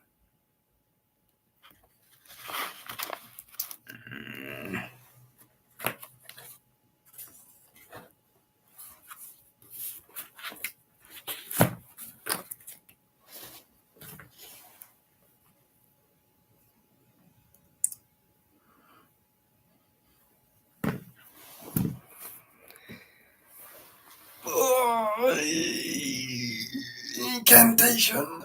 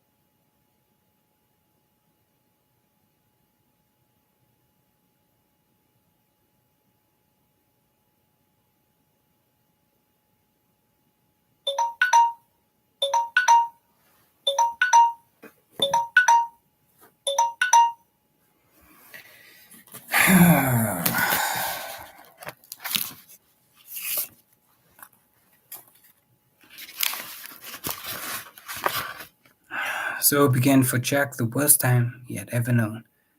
Far worse than sailing the great Southern Ocean in midwinter. Worse than digging in the heat of the African sun. Worse than cutting down timber along the Green River. Later that day, he walked up to the rim of the huge crater mine. It was eerie. No one was working. Many of the claims, including New Chance, were filled with water from the unremitting rains. Pulleys stood idle, the ladders went down to empty claims, the web of cables that crossed the whole swayed in the morning breeze. And that was the only movement. He strolled around the rim, seeing the empty sorting tables, the piles of spoil, the babies no longer being rocked to sieve the gravel. It was a catastrophe on a gigantic scale. He sat down on an upturned box and stared at the desolation. It reminded him of Portuguese plays. It did not take much in Africa, it seemed, to wipe out the work of man. He heard footsteps crunch on the gravel behind him and turned to see Dan Halkett. "What are you going to do?" Jack said after a moment. "Wait, like the others." Dan said, "I don't believe everything that's said. If diamonds fall from the sky, we'd have known about them before." "But what if it's true?" "Joe and me'll make out. There's gold being found in the Eastern Transvaal. We'll go there." "Is there anything owing?" Jack said. Alcat shook his head. I wish there was. What with all the rain, we haven't been able to dig. So there was not even a few pounds to come from the lease of New Chance. When you were down, Jack thought, you were really down. He and Marie had nowhere to go, for he knew that after his destruction of Portuguese Place, they could never go back there to face Susan again. He tried not to think about Susan, but the figure in the black dress haunted him. He would often have to make a concentrated effort to dispatch it. When he looked back at what he had done, he realized that he had destroyed not only part of a house he had known and loved, but a relationship that was important to him, which he had cherished without even being aware of it. Now that it was gone, he knew it was something irreversible and something he would miss for the rest of his life. Knowing this was like an ulcer in his mind, at times quiescent, at others inflamed. It was the central core of his wretchedness. He went into the town to try and find a job to earn a few what? Shillings. He tried everything he could think of, including a visit to Helmut Lessing. But the blacksmith said, I cannot get work for myself. I wish it was otherwise, but times are bad. Many diggers were spending the last of their money on seats on the coaches going south, but most were walking and lines of men trailed out over the desert to the track that led to the Cape 600 and more miles away. Many would never get there. Some men sat in their tents and waited. There had been other panics before, and they had set them out. They would sit this one out, or go bust, trying. Over the next few days, their little supply of money dwindled to nothing. Marie heard that David had returned and pleaded with Jack to go to him for a loan. Finally, he shouted at her, Don't say it again! And he raised his right hand to lash her across her face. He stopped just in time and they looked at each other in horror. And then one afternoon he came back after trying in vain to get a few shillings together to buy bread and found her in the tent, in tears. She was sitting on a bed, clutching a lump of bloody meat. Where did you get it? He said. Uncle Helmut, she said, between sobs. It was half a haunch of venison. Well, why the hell are you crying? Because I can't cook it. Why not? There was no fuel. It seemed to Jack the final irony. In his pocket was the largest diamond he had ever seen, which he could not sell. In his tent was a luscious, belly-filling lump of meat which they could not cook because they could not afford a few sticks to build a fire. After a moment he said, Wait here. He picked up a battered old cake tin. Where are you going? She said. To find something to burn. David Cade and Peter Arendt were in the office. Spread out on the table, which was normally used to sort diamonds, was a copy of the Diamond and Val Advertiser. It was a special single-sheet edition devoted entirely to the crisis. Peter had brought it in only a few minutes before, and the two men stood reading it. The headline said, Mexican government dispatches expedition to investigate diamond meteorite. World markets collapse. Kimberley could become ghost town. Then came the stories. The main one was an account of the scientific expedition hastily organized by the Mexican government to take samples from the meteorite, which had crashed to Earth in the wild Sierra Madre Mountains northwest of Durango. There were reports from Indians that it could be seen shining from 30 miles away when the sun struck it. What do you really think? David said. Peter shrugged. In this business, you never know. One day you have a piece of desert, the next, thousands of people dig it up and find diamonds. But a meteorite, it just doesn't seem possible. Likely, no, but possible perhaps. What a chance, David said thoughtfully. What do you mean? If it wasn't true, we could be buying up stones for the next to nothing. Remember what C.J. Rhodes said at the meeting? If diamonds are allowed to flood the market, the price will end up on the floor. Don't you think the Mexican government knows that? Maybe, maybe not. That is the trouble and the problem. We don't know anything. It takes weeks for news to get here. But if I was a speculator, there is one stone I would have bought. Have you seen Jack Farson? He was out at Portuguese Place. I heard he had married Marie Topot. He's back. They're living in the tent. The tent. He's got the best rough diamond I've ever seen. You can't sell it. David suddenly felt a pang of conscience. His own life had become so bound up with the shop and with the diamond business, and generally with making money. He already had £1,000 in the safe. That he had forgotten about Jack. How did he look? Thin. That evening he went out to search for Jack. There was no place in his new life for the old quarrel, and it seemed a good time to allow it to be forgotten. There was no one at the tent. He had not been there for a long time, and it depressed him. He saw the damp patches and smelled the mildew, and remembered the early days when he and Jack had thought how lucky they were to have it. As he was leaving, a black man came towards him. It was Mpere, the servant from Portuguese Place. "Boss Jack?" Mpere said, looking past him to the tent. "He's not there." "The young missus?" "She's not there either." Mpere shifted from one foot to the other. "Is there anything wrong?" Jack said. "The old missus." He pointed towards a wagon stopped on the road. David followed him and, in the back, found Susan lying on a mattress. She was unconscious. There were abrasions on her head and neck, and her left arm and hand were swathed in a bedsheet through which blood had seeped. She seemed to be on the point of death. "What happened?" "A wall fell on her." David questioned him, and from what he could make out, Susan had been building a wall with stones from the river, and it had collapsed. They took her to Dr. Hibbert's consulting rooms in the Market Square. He cut away the sleeve, and David saw jagged pieces of bone sticking through the flesh. "Wait outside, please," the doctor said. After a while, he came out, polishing his spectacles nervously on a handkerchief, and said, "I've done what I can, but she needs specialist treatment. In hospital, if she's going to save the arm. It can't be done here. Cape Town's the nearest place." "I'll take her home with me," David said. "Then I'll find her daughter and son-in-law." They carried her the few steps to the Emporium, and Hilda put her on the bed in her parents' older room.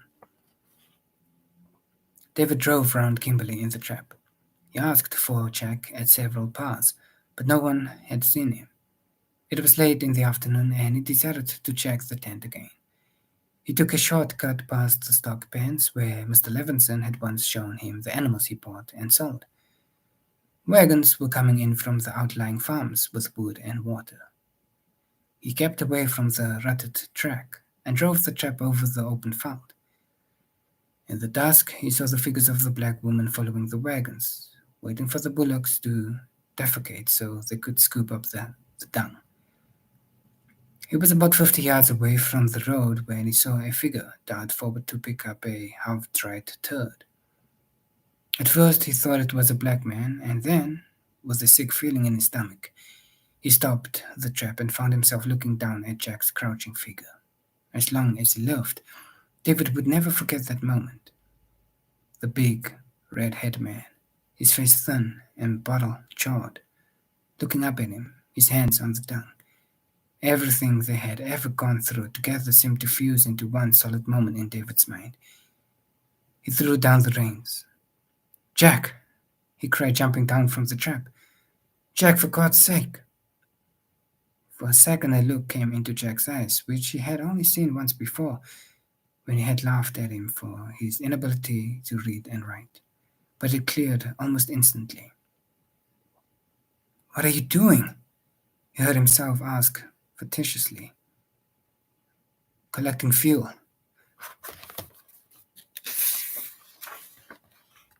Yes, yes, I know that, but why didn't you come to me? Why? Jack stared at him without replying. His hands and forearms were covered in greenish muck. You'd never ask me for anything, would you? David said, more to himself than to Jack. Not if you were starving. Again, Jack made the reply. Well, not even if you can't fight circumstances all the time. He told him briefly what had happened to Susan. Where is she? There was real distress in his tone. At the shop. Marie was at the tent. While Jack washed, she said, Is she very bad? Very. By the time they reached the shop, Hilda had bathed Susan's face, neck, and legs. Maria looked down at the still figure, and David waited for her to do something. But it was Jack who made the move. He went down on his knees. Susan, he said softly. Marie said to him, What are we going to do?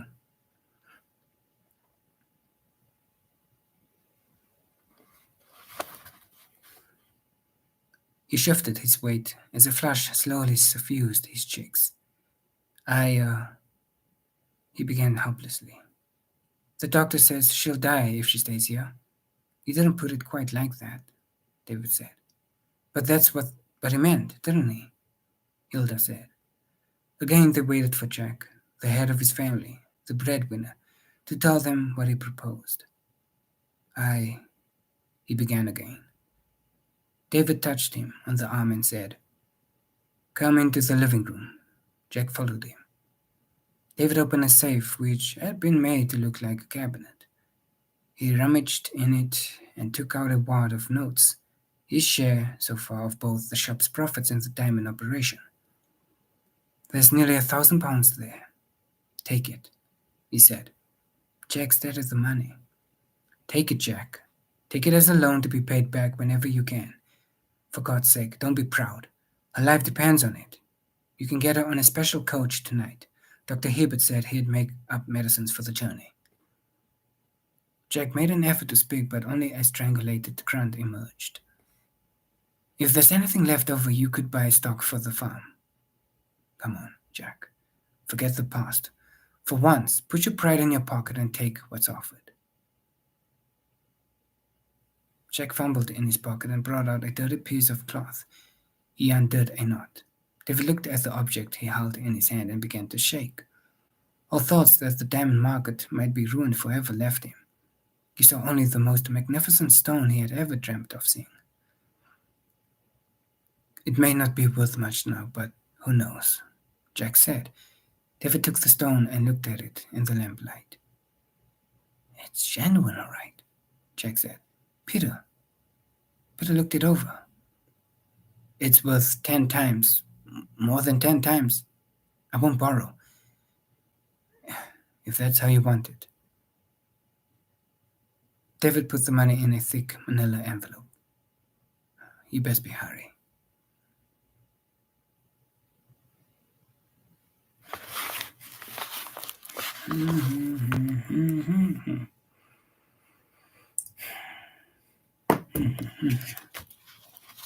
Hoyo sin catero, hoyo sin catero.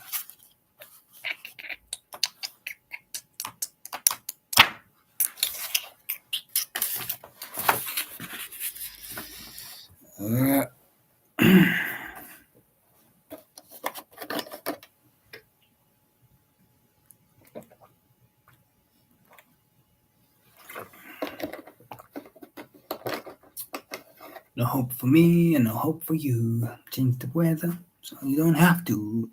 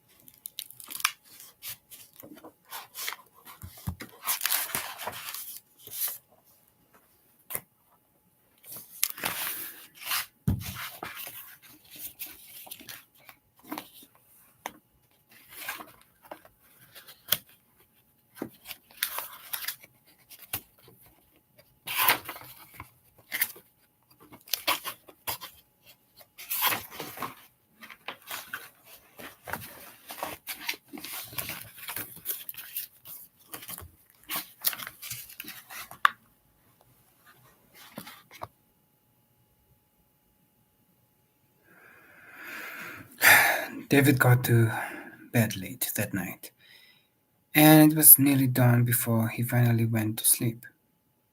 The coach leaving at midnight had been fully booked, so Jack had chartered a special for the three of them, with enough room for Susan to lie down. She had been awake and in great pain, and Dr. Hibbert had given her laudanum. But it wasn't so much the activity of seeing them off to the Cape that had overstimulated David's mind, nor was it the argument he had had with Hilda about having given Jack the money. He had finally silenced her by saying angrily that it was his money and he would do what he liked with it. No, it was the thought of the diamond. The fact that it might be worthless hardly entered his head. It was worth everything to him. In the early hours he began to plan how it would be cut. He woke late, and by the time he had breakfasted and shaved it was almost mid-morning. But it was a Sunday, and the shop was closed. He dressed and went to the office he shared with Aaron. Normally, at this time on a Sunday morning, the streets would have been empty. Instead, he saw dozens of diggers, their packs on their backs, striking out for the road to the gold fields in the eastern Transvaal. The office was empty, but there was a telegraph form on Peter's desk and several sheets of paper on which he had been writing. David looked at the telegram. It was from Berlin, and the message was in code. He knew that Peter kept the international codes in his desk, but it was locked. He looked more closely at the sheets of paper. Two contained rows of figures, which he assumed had to do with Peter's buying and selling, but the third had writing on it. He was about to pick it up when Peter came in. "I've been looking for you," he said. "I searched for you all over town last night." David told him about Susan's accident, but Peter was hardly listening. He put his hand into his pocket and brought out a tobacco tin. He opened it and poured a shining, glittering stream of diamonds onto the green baize table. "Look at that," he said. "My God, where did you get those?" They represented, in normal times, thousands upon thousands of pounds. "I bought them for the next to nothing." David looked at him, wondering if he had taken leave of his senses. Peter picked up the sheet of paper from his desk. "This came late yesterday from my father. It says, 'Our Mexican representative says Mexican government about to deny meteorite rumors. Stop by, stop.' So, I bought only the best. I could have had 10 times as many, but there's one I wanted above all these. Haven't you seen Jack? Haven't you seen Jack? Haven't you seen him?" David touched the diamond in his pocket. It was far bigger and far better than anything Aaron had bought. He was about to tell him of what had happened when there was a noise of shouting from the street outside. Peter flung open the door and they went out into the hot sunshine. The shouting turned into cheers. Men were running from the direction of the square. One gave a whoop and kicked his legs in the air. In a few moments, the streets were filled with rockers shouting and singing. Some diggers were even dancing. Peter and David walked swiftly to the square. "What's happening?" David asked a man who was solemnly dancing a little jig. "All lies," the man said. "All damned lies. All bloody damned Mexican lies." He danced into the milling crowd. Later that morning, the Diamond and Val Advertiser put out another special single-sheet edition. "Meteor, a fake," screamed the single heavy headline. Underneath there were only half a dozen lines which had reached Kimberley by telegraph. The meteorite was said to have entered the atmosphere at such a high temperature that where it landed it had fused the sand into glass. Glass, but not diamond. It was glass which had been seen glinting in the Mexican sunshine. That day everyone in Kimberley who had a shilling or two spare spent it in a bar or cozy. By afternoon, it was almost impossible to fight your way to the counter for a drink. Madame Delatty's French Café, by comparison, was soberly empty. In keeping with the fluctuating and eccentric nature of the diamond business, famine now became a feast. The price of diamonds recovered to their level before the meteorite crisis. Not only recovered but began to strengthen. The reason was that where there had recently been too many diamonds, there were now too few, since no one in his right mind had been looking for stones for which no buyer would offer. Suddenly, all was reversed. Diamonds were in demand as they had never been before. More telegrams began arriving in Kimberley from the great diamond houses of Amsterdam, Antwerp, Paris, and London. It was even said that in Escher's diamond works in Amsterdam, cutters and polishers were being laid off because there were no stones to cut. So everyone rushed back to the huge crater which the mine at Kimberley had now become, only to find that half the claims were still flooded and therefore unworkable. It was Dan Halkett who, in his practical way, helped to solve the new crisis, and in doing so changed many lives. One day, he and Joe Malone came to see David in his office at the rear of the shop. "You tell it," Malone said. "No, Joe," Halkett said. "It was you who first thought of it." This was a different Joe Malone.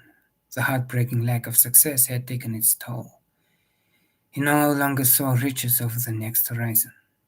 David had heard he was drinking again, but the camaraderie between the two men seemed as sound as ever. "Well, it's like this," Joe said in his slow drawl. "Me and Dan ain't doing much good digging for diamonds. You'll know that better than anyone. And now there's 3 feet of water in most of the claims around New Chance. It'll take weeks and weeks before they're fit to mine again. And that's only if we don't get no more rain. So I got thinking. In Colorado once, at a place called Cripple Creek, we was mining for silver when it rained, and we got flooded. But we didn't sit on our fannies like they do here. We got pumps working, and we cleared the water." "If we had a pump, we could do the same thing," Dan said. "It would take months to bring." "Oh, wait a minute." "That's it," Joe said. "I remembered that Jack had come with old man Dalport to help bring the pump up. We could use that." "I don't think it's been used for a long time," David said, remembering the derelict farm. "It may not work." "I think I could get it to work," Dan spoke with quiet conviction. "Let me get this straight," David said. "You want to go into business with the pump and stop mining altogether? Is that it?" "If we can buy the pump," Joe said, "there'll always work for a pump. We thought of sinking boreholes for drinking water. We could use the pump for that as well, but what we ain't got is cash to buy it with. That's why we have come." "You wouldn't have to buy it. Not to start with, anyway. There's no one to buy it from." He told them what happened at Portuguese Place. Dan looked doubtful. "You mean we should just take the pump?" "Why not? It's not doing any good where it is, and you can pay Mrs. Dalport a percentage." 2 days later, Joe, Dan, and David went to Portuguese Place in the trap, having sent a wagon and several blackouts the day before. Once again, David was struck by the desolation wrought, first by the rinderpest and then by Jack's long-handled axe. They paused at the house. Shutters flew in the breeze, and there was a derelict air about it as it festered in the blinding sunshine. They stared at the back section. It was clear that someone had been trying to rebuild the original rooms with walls of river stones. David assumed this was where Susan's accident had occurred. One of the walls had simply come tumbling down, but what had happened to the original rooms? Where had they vanished to? No one could imagine. They walked down to the river. The pump was in a poor way. It had been flooded too, and river sand had got into the boiler and the valves. Driftwood had banged into it and started to pile up beside it. It had a pathetic air, like some mechanical Leviathan left to disintegrate a strange and unfamiliar world. Dan brushed sand off the top until the letters, the invincible G.A. Gwen, Hammersmith, London, became visible. I'll have to take it to pieces, Dan said. It'll take days. I'll go back, David said. Come and see me when you're ready. He left the two men and the servants to the job of cleaning the pump and walked slowly up to the house. A hot wind was blowing through the Green River Valley, and something moved on the ground and caught the periphery of his vision. He turned and saw that a piece of cloth was flapping in the breeze. Then he noticed that the cloth was wrapped around an object, which had been buried.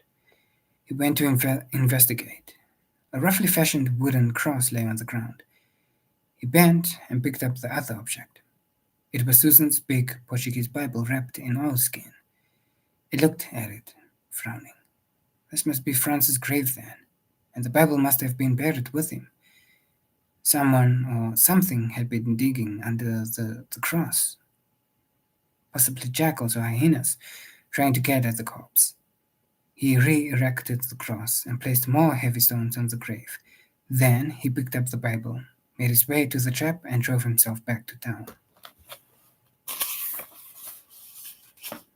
Halfway there, he touched the diamond in his trouser pocket and he forgot about the Bible and the pump.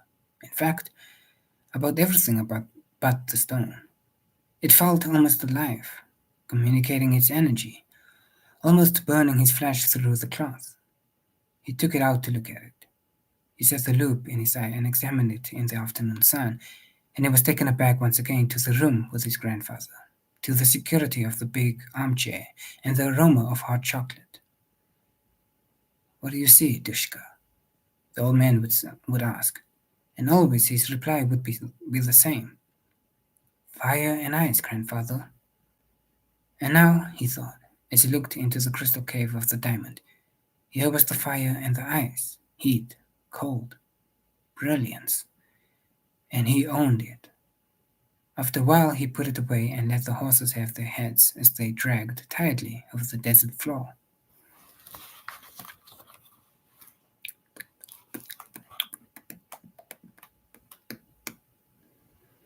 Hey.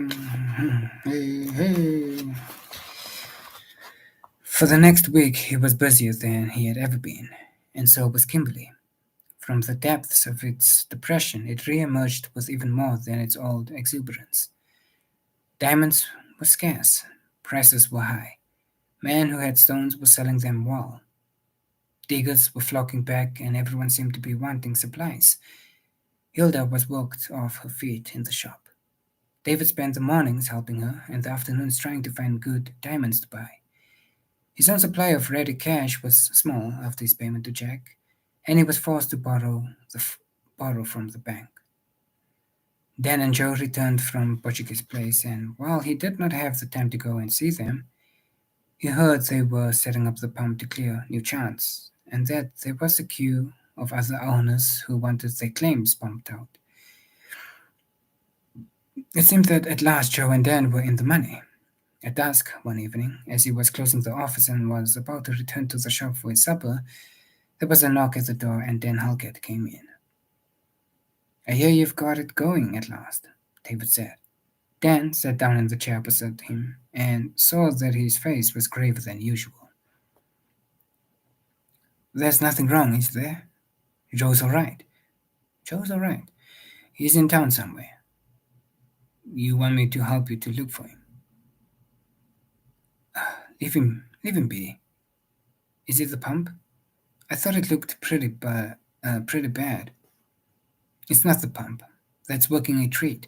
But we've gone through the yellow ground. There couldn't have been more than a few inches left, and the pump sucked it up with water. So that was it. New chance was finished. The yellow ground had finally given out. David found he no longer really cared. I got into the blue ground this morning. There was still water in the claim, so I went on pumping. He paused. You pumped out blue ground, David said. Dan nodded. I wanted to make some adjustments to the valves before I moved the pipes to a new claim. And he paused again. And? David said. Dan felt in his pocket, pulled out a drawstring tobacco bag, opened the mouth, and poured 3 diamonds onto the desk. They were of mixed size, but the smallest, David saw, would go more than 20 carats. As usual, when he saw good stones, in his heart began to race. He stared at them. I don't understand, he said. I thought you said you had pumped the blue ground. Those must have come from the yellow. Dan shook his head. That's what I came to tell you. These are from the blue ground. But that's impossible. Everyone says that there's nothing in the blue ground. I know, Dan said simply. The 2 men looked at each other. David felt the hair on the back of his neck prickle. You're sure? Positive? Does anyone else know?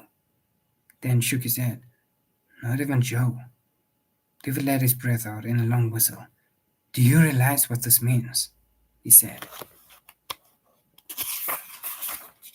It means that there are seams in the blue ground holding diamonds.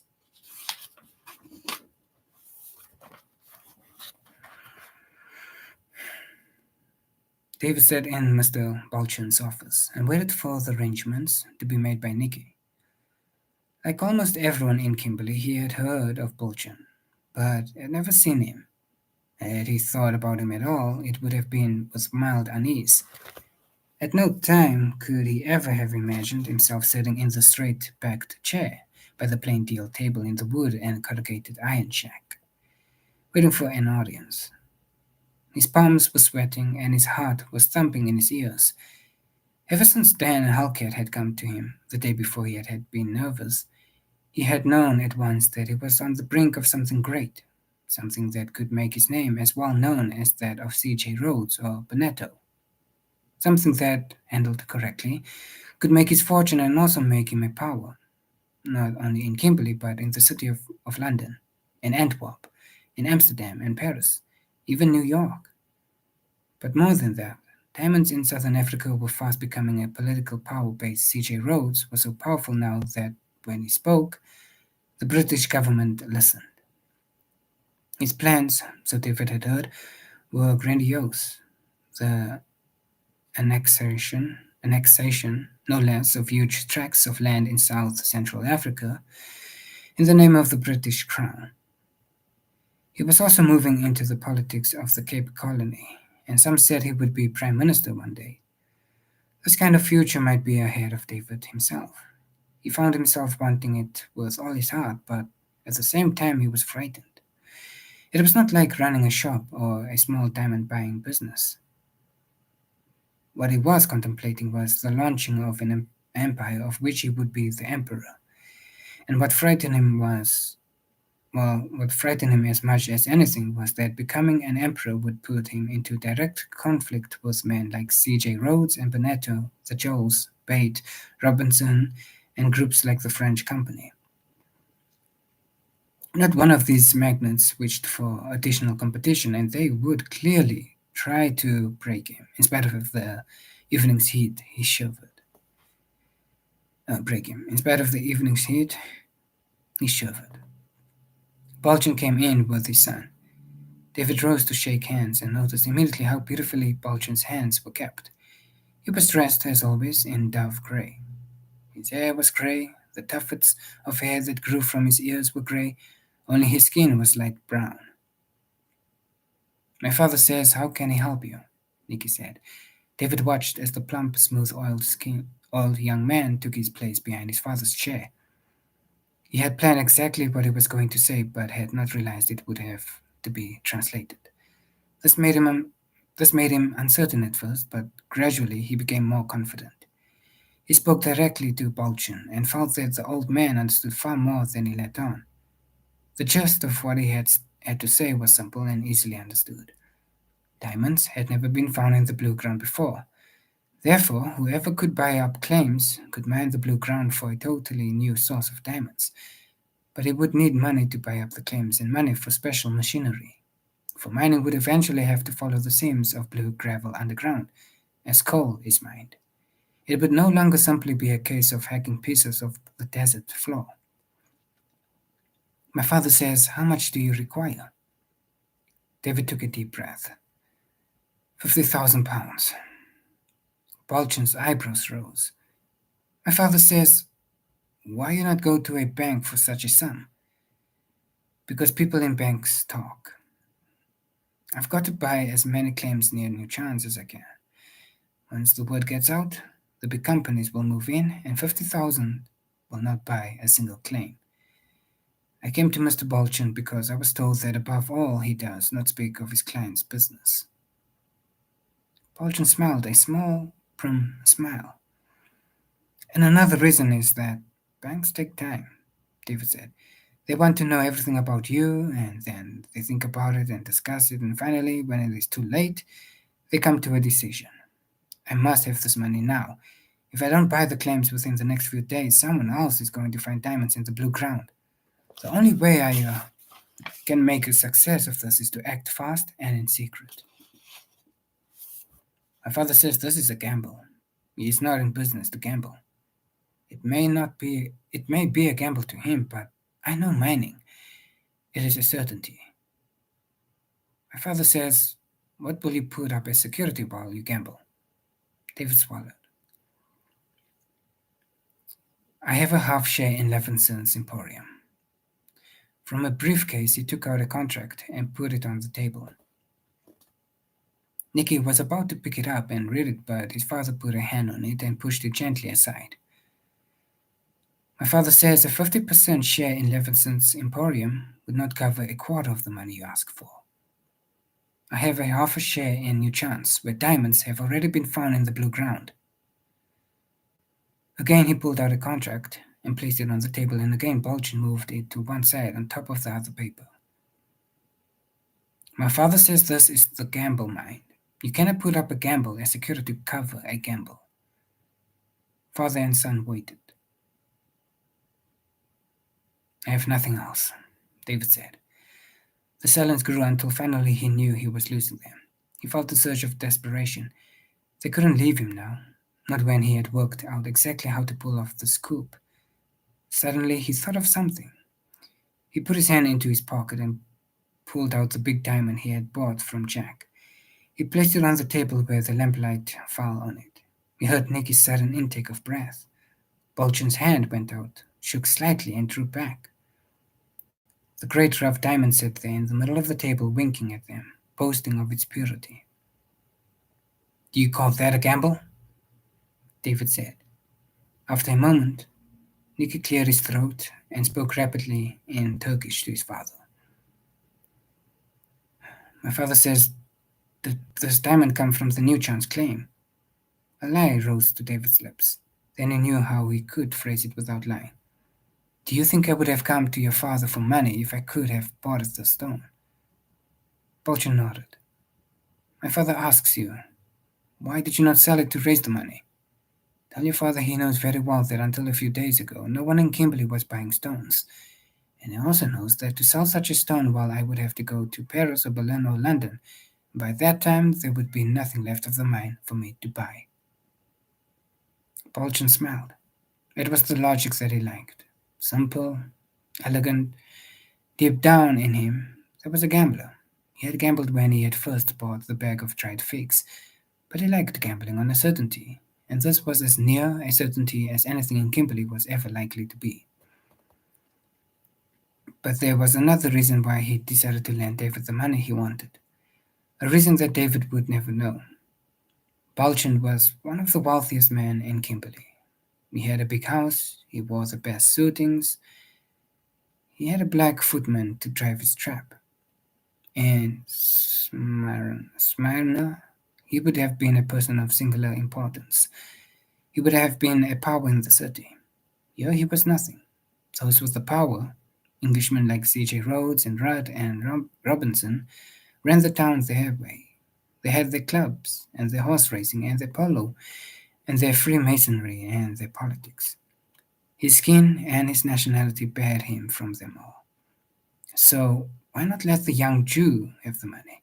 Why not let him go into competition with them? maybe might even hurt them a little. However, his emotions were not allowed to exert influence when the loan papers were drawn up. The shop contract, the mine contract, and the diamond went into Bolton's safe before David received his money. The next few days were the most tense David had ever spent his adult life. He could not speak to no one about what he was doing, not Hilda, because he knew she would not understand and would be frightened, not Peter Errant, because David knew that he had no real interest in diamonds or mining, and that once he had put together a sufficiently big stake, he was going to pull out of the business altogether. Dan Halkett did not have any capital, but David had promised him a share if things went well. He was virtually working alone, and his solitude began to tell on him. He had never sleepwalked. Now he would wake to find himself wandering in the shop at 3 o'clock in the morning. Once he found himself standing in the huge wardrobe in the bedroom. On another occasion, Hilda found him in the kitchen standing by the table, fast asleep. All the time he was buying up claims, one here, one there, never in his own name, always in the name of the New Chance Mine. His own name was too well known because of his diamond buying and his work on the town council, but no one had ever heard of the New Chance Mine. It was simply the name by which David, Jack, Dan Halkett, Joe Malone, and one or two others, most of whom had now gone, knew a small patch of earth at the side of the diggings. Sometimes he would get Dan to buy, sometimes Joe, sometimes other friends, but they always bought in the name of New Chance. Within a few days, he had bought a series of claims to form a strip about 40 yards wide by 100 yards long. Sometimes he would tell himself that what he was doing was sheer folly. At others, he would be buoyed up on a froth of euphoria, convincing himself that it was going to amount to something at last. And there was always the nervous strain. He couldn't eat. He began to take a whiskey or two in the evenings, and at lunchtime a gin and lime or a couple of beers. Hilda noticed the change. She spoke to him about it, but he shrugged her off. He was no longer in the shop, but constantly up on the rim, watching the pump clear the claims of water. One night she found him crouched by the table in the living room. He had a bread knife in his hand. "David," she said, "for God's sake." He woke and dropped the knife on the carpet. Hilda burst into tears. "Whatever you're doing, you've got to stop it. It's ruining you, and it's ruining us. You're never here, and I never know where you are." She held on to the table, her shoulders shaking. He knew then that he had to tell her. He poured her a whiskey and gave himself one. He spoke for nearly half an hour, and as he did so, he could feel the tension leave his muscles. At the end, he felt limp and relaxed. He had spoken without interruption, and now there was a moment of silence as she stared at him. She raised the glass and finished it at a gulp, grimacing at the unfamiliar taste. Her hand was trembling. "You used the shop?" she said. Her voice was not above a whisper. "I had to. It's not your shop." "Half of it is. It's not yours. You've never earned it. My father worked and worked for it. You got it by marrying me." "I don't think you should say any more. You'll say something you don't mean." She was shaking her head. "Hilda, we could hurt each other." She turned and left him. For a moment the door on that bleak winter landscape swung open. Was this to be the future? A marriage built on a belief that he had taken advantage of the Levinsons, that it was some kind of adventurer? Or was it Hilda's mentality, a shopkeeper's mentality? And if it was, could she cope with what might happen? Could she keep up? He sat in the room as dawn came up, sipping his whiskey. In a way, she was right. It was old man Levinson's sweat which had built up the shop, but he had taken a gamble too. He stayed in the living room for most of the day, remaining in his night clothes, drinking endless cups of coffee and smoking one cigar after another. Hilda came to the door twice but said nothing. Each time he thought of the claims he had bought and of the money invested, his stomach clenched. What cash he had left over would be invested in heavy machinery. That is, if Dan found proof of diamonds in the blue ground of the new claims. There had to be. If he found diamonds in one, there had to be diamonds in others, but not necessarily the ones he had bought. What if the diamonds were in small pockets, some here and some there? He had gambled that they would be in the area around New Chance where Dan had found them. What if he was wrong? But it was not wrong. At 4 o'clock that afternoon, Dan came to tell him that he had tested the blue ground on the way along the block of claims. He had found diamonds, small ones, to be sure, but diamonds nevertheless, in 3 of his 5 attempts, which meant that the block of claims which now made up the New Chance mine might be one of the richest blocks in Kimberley, or, for that matter, in the whole world. David heard the news in a daze. He was unshaven and in his pajamas. He told Hilda, and the 3 of them toasted the new mine. After Dan had left, he was still unable to take it in. He was going to be a rich man, a powerful man, and here he sat, half drunk in his pajamas like some debased Levantine. David, I'm sorry I said what I did, Hilda said.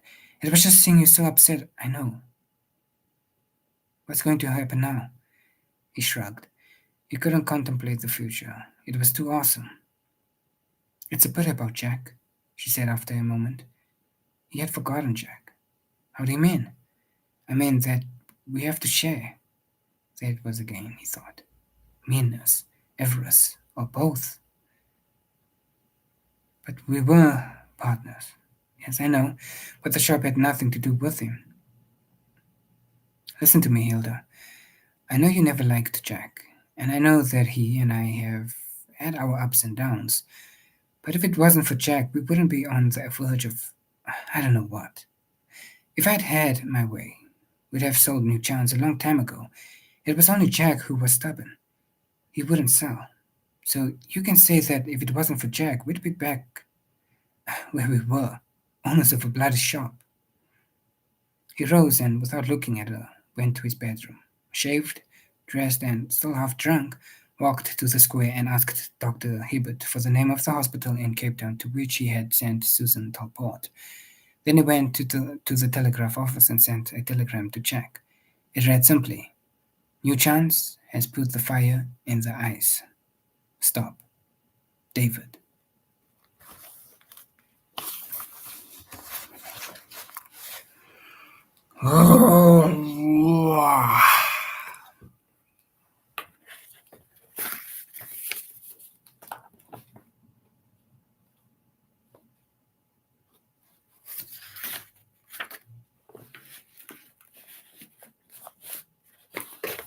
Done and done.